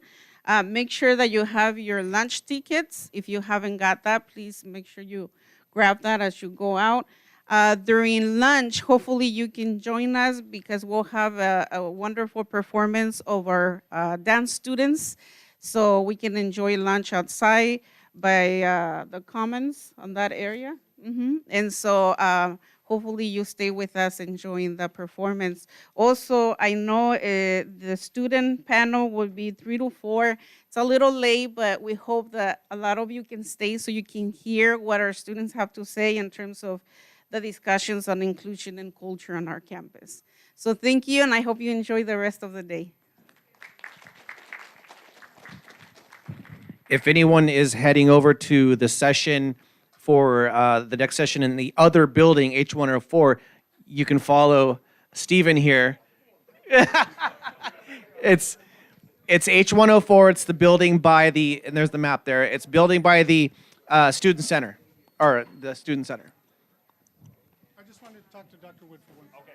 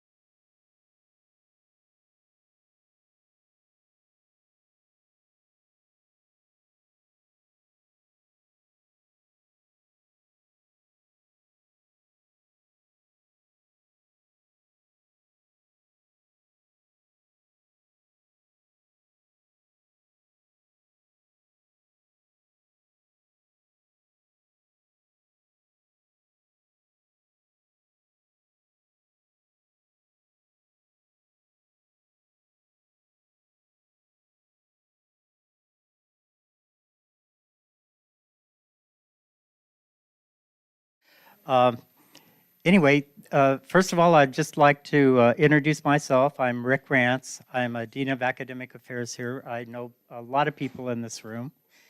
So I just wanted to start by thanking the DEI Task Force for organizing this really great event. And I'm sure you were all very impressed with Dr. Wood. Fabulous presentation. And so I think what we're going to present today will just tie into some of the concepts that he was talking about and sort of reinforce the importance of the work that that the DEI committee here is doing. And so, you know, just a little bit of how Leanne and I became involved in this work. We've been working in diverse institutions and studying diversity, multi-education, multicultural education way back in the 90s and even before. And both of us hold we're both former K-12 teachers, so we both hold a cross-cultural language and academic development credential. And then I also have a master's degree in linguistics and bilingual education that some of you, and I have an English as a second language, teaching English as a second language. And a lot of that curriculum really does focus on developing curriculum that is culturally responsive. So both Leanne and I have a pretty good background. I've lived and worked in Mexico City, Ecuador, Buenos Aires, and I had the good fortune. Dr. Wood knows one of my good friends and former supervisor. I was at the University of Houston 4 years working as a research assistant, and during that time I worked under my supervisor was Dr. Amari Nora, who is one of, I think his work has been cited. I had a conversation with him about a month ago, and he mentioned that his work had been cited 35,000 times in research articles. So I served as his research assistant. His focus is on retention and persistence of culturally diverse and minoritized student populations. So I hope you enjoyed today's presentation and that you learned some things. And I'll turn this over to Leanne so that she can introduce herself, and we'll get started. Hi, good morning. I'm Dr. Leanne McNulty. Most of you know me, but for those of you that don't, I'm the Director of Institutional Grants here. And it's actually the first time in my life that I've held a position outside of a classroom in over 26 years. So my real background is in, I started off in elementary education, and I just kept moving up to older and older students. Ended up at in the Bay Area. I worked in the Jefferson School District, which is extremely diverse, 16 different languages in every school, 9 languages in every classroom. From there, jumped into middle school, then jumped into a technical college. So there's a lot, I have a big CTE background, so career tech ed background, and that link between education and career. Worked at Holy Names University, St. Mary's College. I'm not Catholic, but they're Catholic. They're great colleges, but went to San Francisco State, graduated from there a couple different times. And I got into grants, and I've been a teacher here. When I moved here, I taught here for almost 8 years, sociology, psychology, and art, so 3 different departments at Hancock, as well as Cal Poly and University of Laverne, and Chapman and Brandman, same school. Now it's MU or something. But so I've been, and I taught at Rigetti for 10 years. In every single one of those teaching capacities, I was running educational reforms and innovations that were based on equity practices. And changing what we were doing as institutions, and that's how I got into writing grants. So I've been writing grants for over 26 years, and I had never been paid to write a grant or run a grant. I had just been doing it because I knew it was necessary. So now I do it here, and it's wonderful because I get to do all these projects. So my background is in andragogy, so adult education development is what my doctorate's in. So with that being said, you have a bit of a background of where I've been and why I'm here. And so Rick and I started on this particular instrument.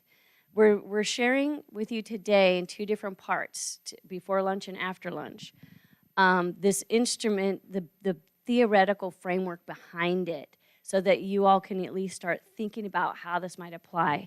Then if you're interested, next semester again, we'll be running a 4-part, fully paid professional development series to institute and modify courses. So we developed this instrument. Well, we'll get through that later, right? So with that, with no further ado, let's get started today. So let me. Yeah, while Leanne is getting prepared, you know, we actually started working in culturally responsive education here at Hancock when Leanne and I started examining a grant for the National Endowment of the Arts, I'm sorry, the Humanities. And as we started looking at that grant, we started, you know, we pulled our demographic data and so forth and started examining that. And we started asking ourselves, well, how culturally responsive is our curriculum at Hancock? Because we serve a really diverse group of students. And, you know, our largest, we're a Hispanic serving institution, so it's really important that we ask the question, how culturally responsive is our education to the group of students that we are supporting? So that's, it was really interesting because our grant application to the National Endowment of the Humanities was denied, but we asked for the comments from the reviewers. And one of the reviewers said, we had a lot of really positive comments, but one of the reviewers said, you will never get the faculty on board with this project.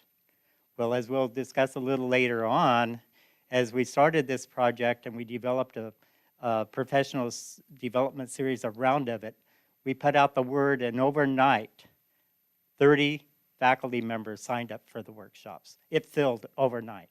And we had to double the facilitators because the facilitator that we had hired so that we can validate the instrument has to be somebody other than us. She had only agreed to do 16, so we called her. We said, we don't want to turn anybody away, and we had double the number. So anyways, so that was so it was very well received already. So we're really, really excited. But let's get the activity started. We want you to think of a time, you can read the screen behind me, when you as a student were unable to make a connection to the course content. So just think about a time and you're going to share it out, and I'll run around with the microphone.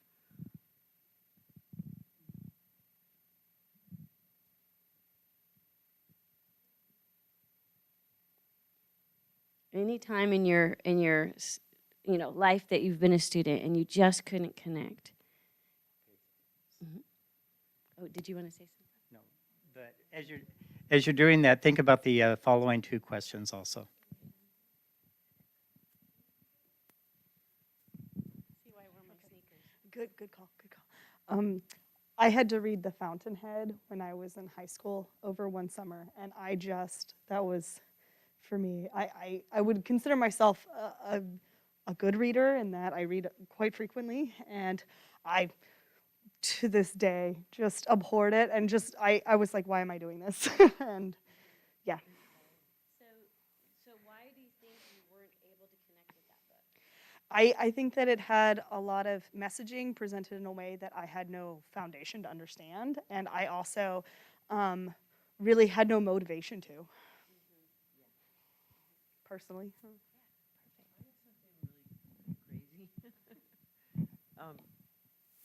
When I was an undergraduate, I minored in developmental psychology, and I took a course called behavioral genetics.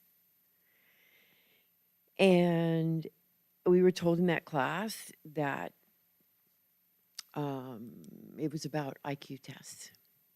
Never did that class address the definition of intelligence or attempt to define intelligence. But the guy said, he said there were charts saying full professor, UC San Diego. This is the average IQ of this ethnic group, and this is the ethnic group, people of color, this is their number, lower, lower, lower. And I was just so appalled. And it turned out that he gave a question on the final that if you did not replicate that belief system, that you couldn't get an A in the class. So I took a B. I did the language acquisition study with a partner and with a toddler. And that was the extra credit thing. I got all A's in everything, but yeah, wasn't that crazy? Culture, I'm not sure. Not my culture did play a role because I thought that was really stereotypical and labeling it. Mm-hmm. Anybody else? Oh. Wait, we have people, this is being live streamed, so we have to. Yeah, that's why I'm running around. When I was a freshman at Michigan State, I took a night class, and I thought it was astrology, and it was astronomy. And my math skills, because I went in with Algebra 2, and that's all I had to take because I was a Spanish major, and I just think I was just totally confused. I think it just went over my head, and I didn't understand anything.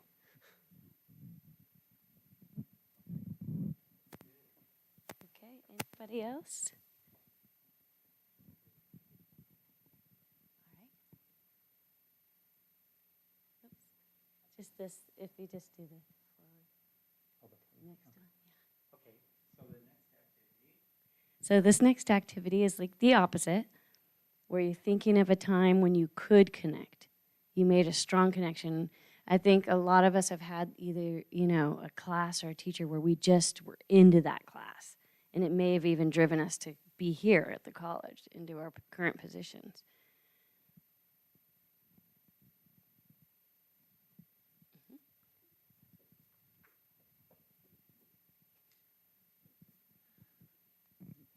So I have a master's in linguistics, and one of the classes I took in my grad program was contrastive analysis, Spanish and English grammar. And so with my Spanish background as my bachelor's degree, I felt really comfortable in that class talking about grammar and comparing these things, that because I had been prepared so well, those conversations, they totally made sense to me. Anybody else?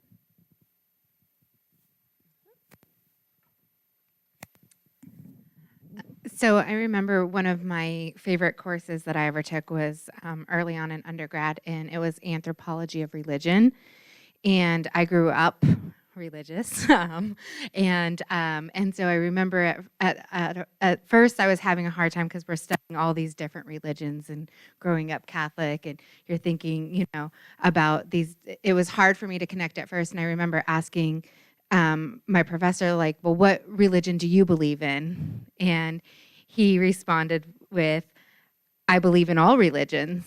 And I was like, well, that doesn't make sense. And I, kind of started like going back and forth with him. And he was like, well, I believe in all religions because they all exist, and if you believe in it, then it's a religion and it's true to you. And we started having that more kind of like philosophical discussion, and that, like, I don't know, just this light bulb went off on me. And that's really, and I got so interested in, sociology and psychology and anthropology. And I really just started investing so much more in all of my other classes based on that kind of like one moment about perception and what's true to others and your own kind of lived experiences and things. And so that, I think, was like one of the most pivotal points in my college career. All right, anybody else?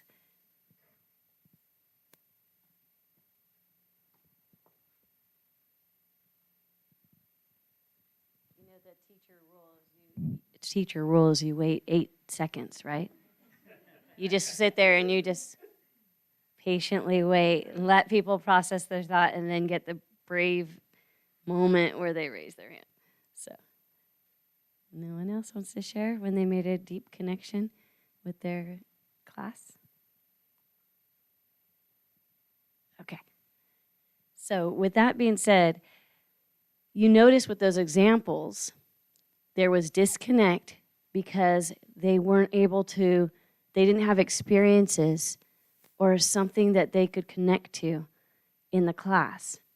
And with the opposite, right, the two examples we were given, there was a background, there was experiences, there were building blocks. Education is like building blocks that you're building, you're connecting to old knowledge to build new knowledge. And that's how we do it, but culture is wrapped up into that.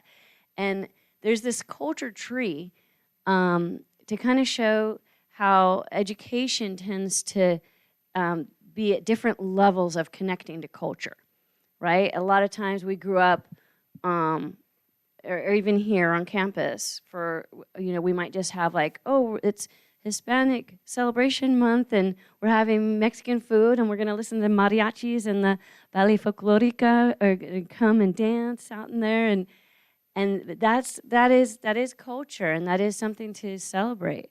But it's also really just surface culture. It's just like the leaves, right? That's not the whole tree. That's not the essence of it. It's just it's kind of the fruit, right? It's the little flashy part of it. And then so if you can go to the next slide, this will give you some examples of what's kind of scratching the surface of culture. It doesn't mean it's not a representation of culture. It's just really on the surface. The next level of connecting to students' culture is this kind of core concepts, right? Connecting to the emotion, the impact, the trust, histories, and just kind of making that personal connection, that individual connection, letting people tell their stories, letting people share experiences and let you in and bond in that way and create knowledge based on that. And then the roots really have an attachment to what we were talking about earlier today. So like your history, if people like you have been minoritized, if there's experiences and oppression and what we call traditionally underserved, right? If those things have happened in those experiences, you have to acknowledge those, name them, put it out there, and then make the conscious effort to connect at that deeper level. That's really, and especially at the college level, but really it's all levels, but we want to dig in and touch those roots and then connect what we're teaching through the roots, and then it feeds the tree, it feeds the students, right? So that's where we're heading at right now. So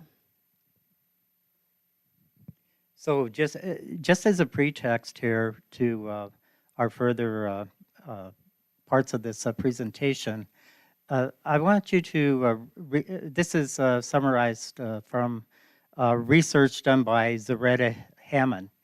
And Dr. Hammond is one of the leading researchers in learning in the brain, but she focuses on the connection to culture. And what she has, this is one of the significant findings from her research. And it really says without students being able to make those connections to the previous experiences, many of which are cultural, well then what happens when they come into an educational environment, like higher education, they actually experience culture shock, and then their response is either fight or flight. And so this makes us question, is this perhaps one of the reasons, or maybe one of the major reasons, why we lose a lot of our culturally diverse and minoritized students? Is this one of the reasons why sometimes if you look at the data, they are performing at a lower levels than your majority groups? So it's something to think about as we move forward. Now, there's a lot of different definitions of culturally responsive education. You know, the work started back in the 90s with Geneva Gray and Jim Banks at the University of Washington, where they were focusing on multicultural education and diversity. Before that, Gloria Lanson Billings really termed something called culturally reflective education.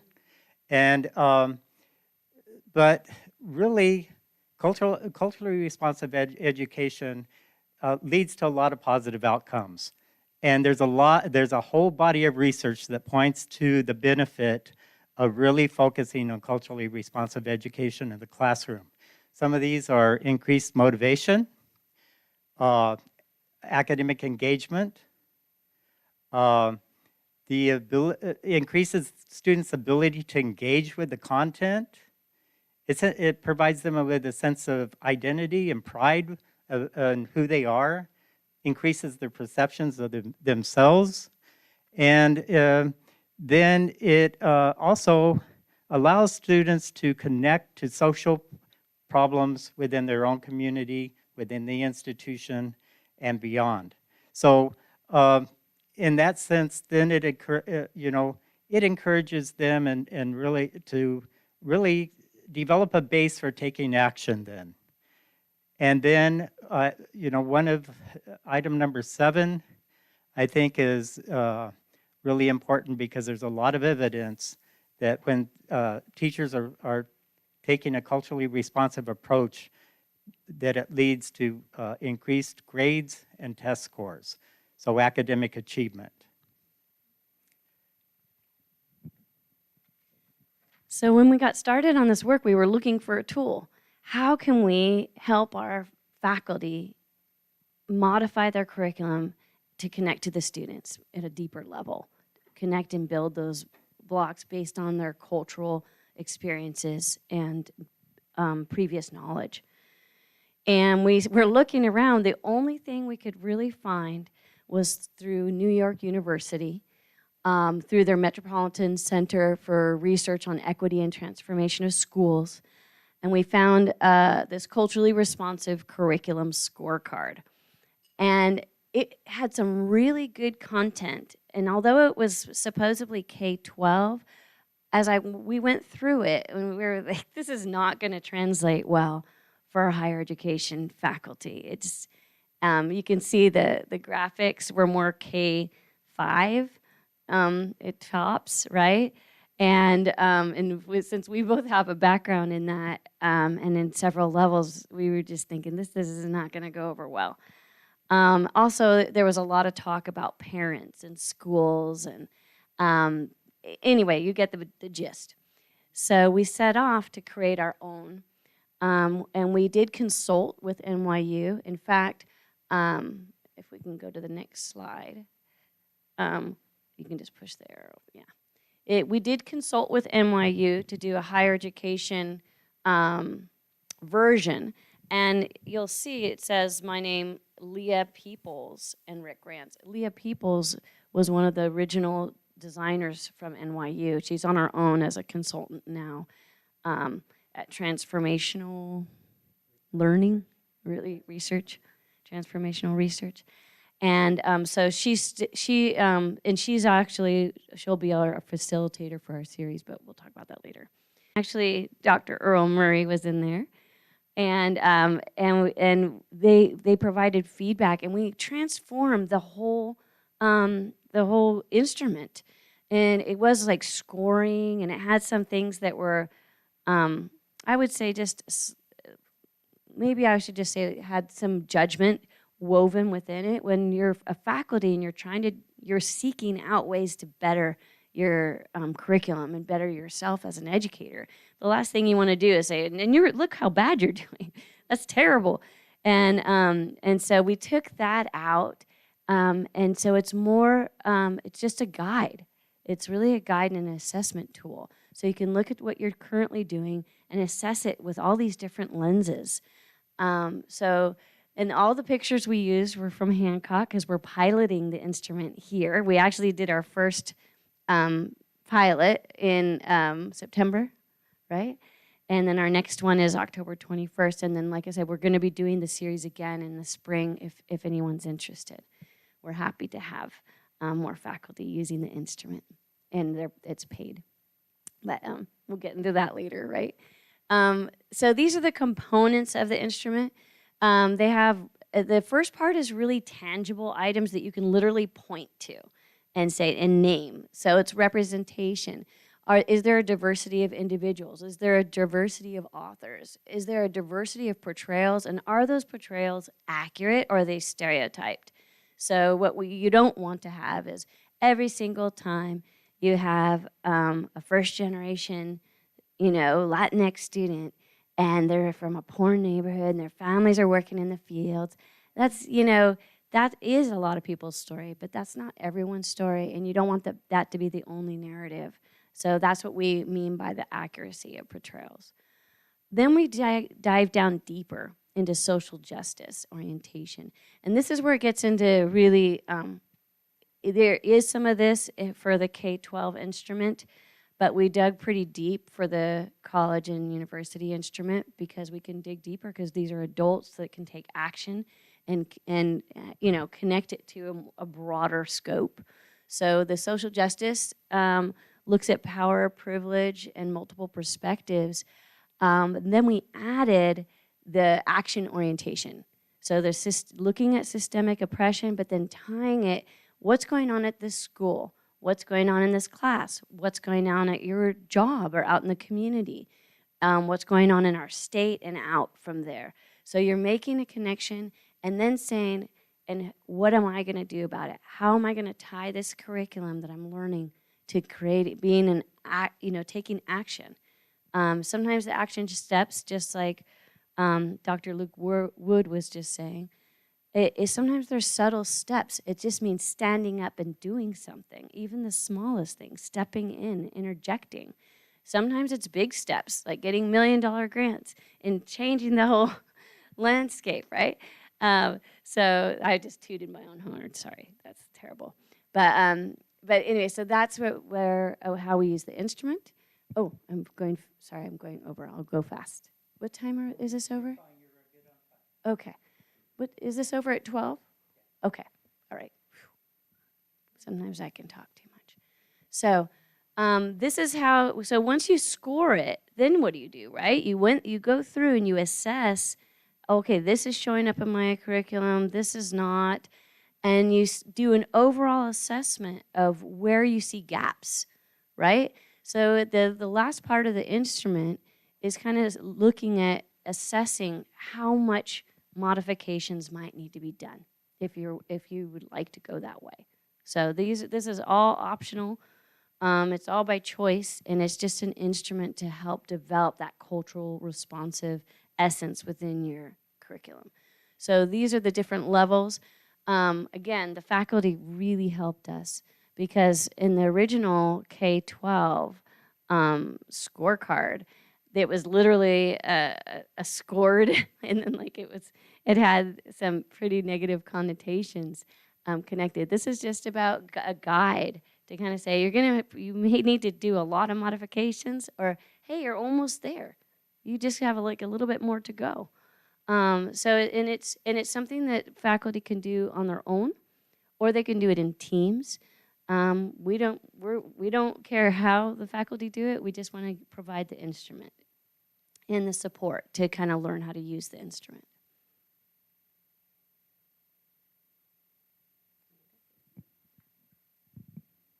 Okay, so after beginning our work, we've actually gained quite an interest across the United States. Because we were one of the early colleges to start focusing on culturally responsive education. We were invited by the Achieving the Dream organization, which is a national organization, to present at one of their national conferences. The New York City University does an annual conference that focuses only on community colleges. We were invited to present there. I believe and so And then just recently, the head of the Academic Senate at Irvine Valley College had a long conversation with us because they want to duplicate our efforts down at Irvine Valley College. We've had conversations with West LA College also. And so this whole momentum around curriculum is really starting to change. For several years, we started looking at the descriptive data, and we would notice that, okay, well, a certain population isn't performing well. Well, let's throw some money at student services where we can actually help support these students along the way. That is very, very important, but only recently, and if you have reviewed our current equity plan, or you may have an opportunity in the future, you'll notice that the Chancellor's Office has pointed out, and something we've been mentioning in our presentations, is that student support is only one side of the picture here. We have to have student support, academics working together to really lift these students who need it. So that's really what it's all about. Now, because we really felt that this is a project that could be institutionalized. This is a pilot we're working on right now, but we really felt that this might be institutionalized across the entire campus or the district. And so we felt it was really important to have an evaluation mechanism tied into this. So what we did is we went back to look at some of the people who could help us with this. And so, as I mentioned before, I used to be at University of Houston, and not many people are there still yet from when I worked there. But in the office I worked at, Dr. Davis, who is also the Associate Dean for Student Equity, Belonging, and Success there, we were able to bring her and Dr. Boss from the University of Georgia in to help us with a formative and what will be a summative evaluation of this project, so that we have the kind of results that we need to make a decision on whether to institutionalize this. But during the formative evaluation phase, we brought together 5 student groups and 3 faculty focus groups. And they really used the SOAR Strategic Planning and Learning Framework, that model, which really concentrates, well, what are the strengths? What are the opportunities? What aspirations do you have? And then what are the results? And they focused on 2 questions. What is it that our college wants to achieve? And then what actions and strengths will help us to achieve that? So then the results came back, and they suggested that we should really focus on the students' mental health and financial concerns. And I think that mental health section is really important. I'm personally doing a research project on the association between some of those things like microaggression and so forth that creates anxiety for students and how that impacts student performance in the classroom. And then they said we should also provide more support to our part-time faculty to get them involved in this whole effort. And then they definitely said that professional development is the key to our success. And that's why, as Leanne mentioned, we have organized a professional development series that filled up overnight, and to involve students in the evaluation of this pilot. And we were really lucky to bring together students in those focus groups, and they provided some very valuable input that helped to lead to these results.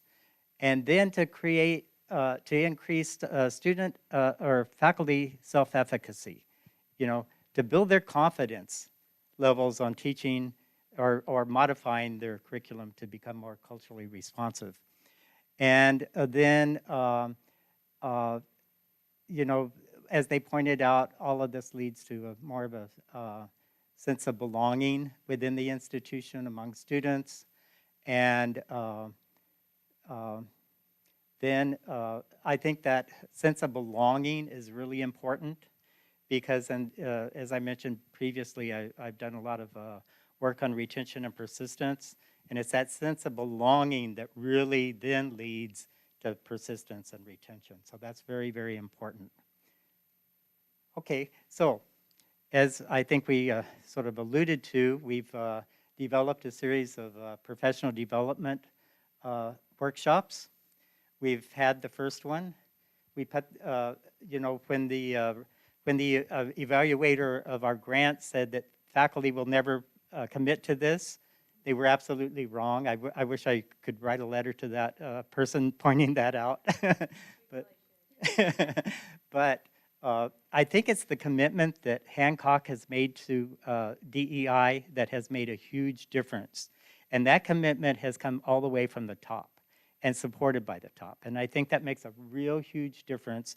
As you heard Dr. Wood mentioned, he went to the college or university in Arkansas, and the president was totally against it, which is really, you know, that's disappointing. I'm glad that we work in an institution where it's really supported. And then our next one is coming up on October 21st, and that's where we're actually bringing together examples of curriculum. We've asked participants to submit their syllabi and then 2 lessons, the materials that support 2 lessons from that curriculum.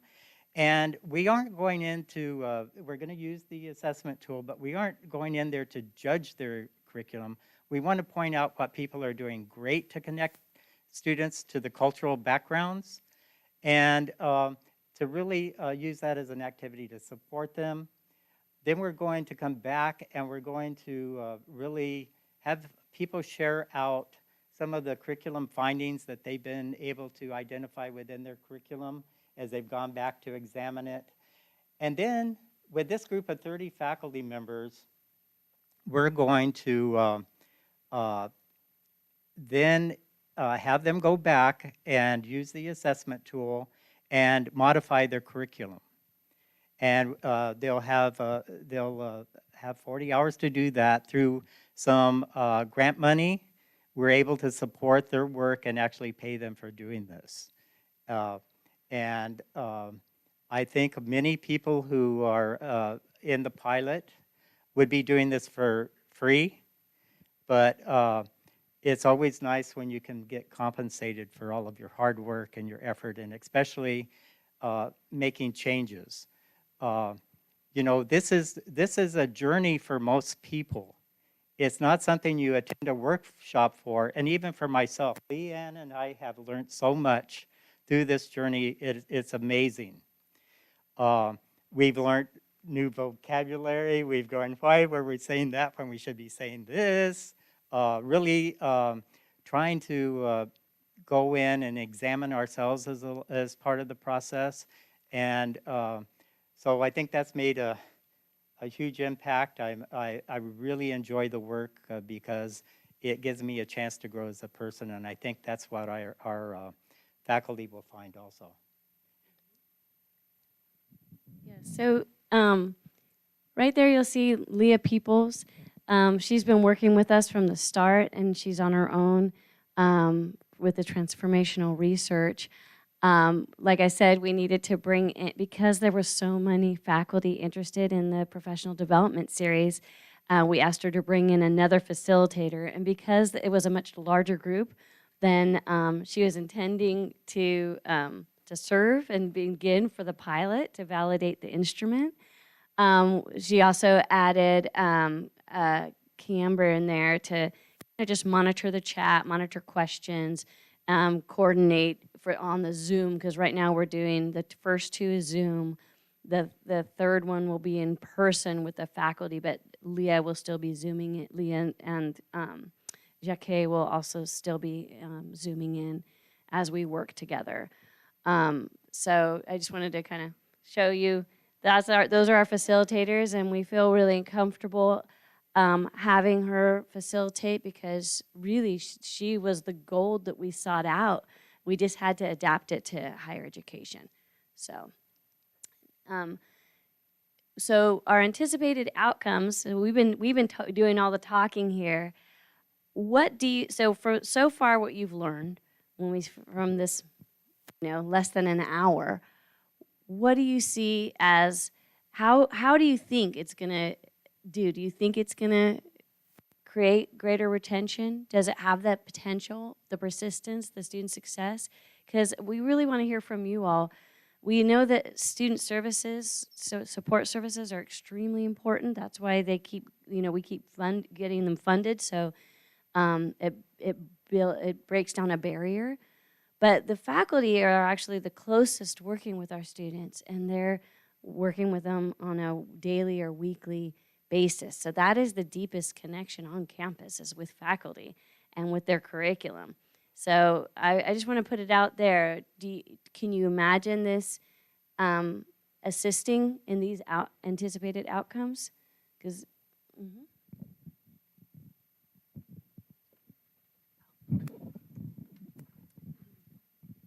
Thank you.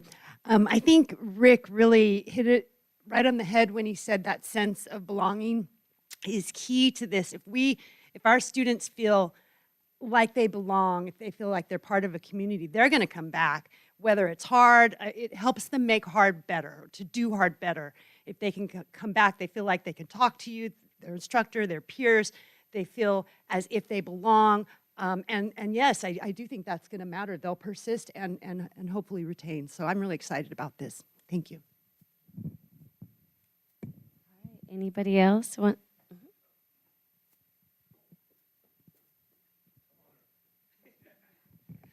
Yeah, I believe in this entire process that we're going through with cultural responsiveness, the responsiveness for faculty is a complete shift in thinking. We talked about equity-mindedness, but we also have to be culturally mindful of our students. So if we take the time to do that, when we build it into the curriculum, before day one even hits, we have to self-reflect on how we're teaching. And if we're going to shift this, we have to think equity-minded, we have to think culturally minded, and we have to think of all of our students on an individual basis and how we see that culture playing out in the classroom. And if we do not recognize backgrounds, where they come from, get to know these students, and personally connect with them, we're not going to have a successful class. There's a chance we won't have it. So we need to prioritize where we're at in our class, make sure we have those personal connections, get to know our students, get to know their culture, their background, and I believe we'll have some great outcomes. Thank you. Hey, we just had some visitors come in, and I just, not to put you on the spot, Cheech, but I know you're used to the microphone. So we're talking about culturally responsive curriculum and how that helps the students connect to what they know and what they've experienced, and then build down that knowledge and really connect to the curriculum, and how important that is for these outcomes of greater retention, persistence, and student success. And for those of you listening, because it's being streamed, so we talk into this. For those of you all listening, Cheech was here, and you might want to just say just a quick thing about Lynn Becerra's class and how that curriculum, spoke to you and made that connection for you. Yeah, my name is Cheech Regoza. I'm a formerly incarcerated student. Left Hancock with 5 degrees and am now at UC Berkeley. So what really helped me, it wasn't so much, it was 2 classes. A PD class, which showed me how to be a student, right? All I knew was how to live prison life. And another class was my English 101 class. And the curriculum had to do with drug addiction and gang lifestyle. Guess what I got in that class? Right? Because I related to it. Instead of reading a book about some guy that's been dead 400 years, I was reading about actual curriculum that related to me. And I built a relationship with my teacher. Rest in peace, Miss Farley. She passed away, but she reached out to me. She was like, Cheech, you got this. And she connected with me. And it was so empowering. It was so empowering me. It kept me pushing forward, right? The connection I made with the teacher, the curriculum, which I understood wholeheartedly, and even the debates that I gave, I was coming from life experience. And that is something that right now at UC Berkeley I'm doing. In my research project, it's about incarceration and education. Since I've been to college, I haven't been back to prison. So something's working, right? And you know, I'm conducting this research, right, to prove that education is key, right? And education is going to lower recidivism, right? Because I spent 13 years in prison, and never once was I offered a program, never once. Well, I was offered education in there, but because I was labeled a gang member, I was restricted from getting my education. So I got out of there with no degree. And when I came to society, back to society, I was released. 90% of me wanted to go back to prison because I didn't know how to function out here. 10% of me wanted something different, and I came to Hancock. And Hancock provided me with all the tools I needed to succeed. But Lynn Becerra, my first day of school was her first day of teaching.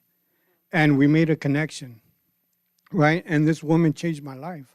She's seen something in me that I didn't see myself. She loved me when I couldn't love myself. She believed in me when I didn't believe in myself. And I was like, what's wrong with this lady? Like, who is she, right? I couldn't comprehend because I'm coming from an institution where everybody takes advantage of you, right? And Lynn literally cared about me. She introduced me to Yvonne Teniente, who was a big part of my life, right? To just numerous resources here on campus.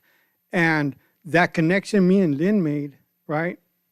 She allowed me to advocate for myself. I co-founded the Biggie Club here on campus, right? And my voice is important, right? And that connection we made that first year, right, allowed me to make that connection to my teacher when I took this English 101 class. I was like, well, what is this, right? And she was going like, I'm formerly incarcerated. I don't think like you guys do. She goes, relax, Cheech, you're okay, right? It was that connection we made that Lynn empowered me to take hold of that helped me succeed in college. But the curriculum was one of the main factors of me passing that class, understanding what was being said, understanding how to analyze things, and how to debate. So I just think it's awesome. And this was an impromptu. This was not planned, but right on cue. Right on cue. Okay, so we have lunch now, so thank you all. And if you're interested, right after lunch, Leanne and I have another session where we continue this discussion. Thank you for sticking around for this presentation, and do come back for the second part of it. The lunch is in the Commons. It's barbecue and a sticks. If you did not get a ticket when you checked in today or got here today, I have tickets with me. Thomas is handing some out in the back there. And this is we just wanted to do special thanks to our faculty that helped us develop the instrument. And please stick around and enjoy your lunch in the Commons, because Sydney Sorensen, one of our full-time faculty dance instructors, will be using her students to do a performance for us during lunch. Thank you.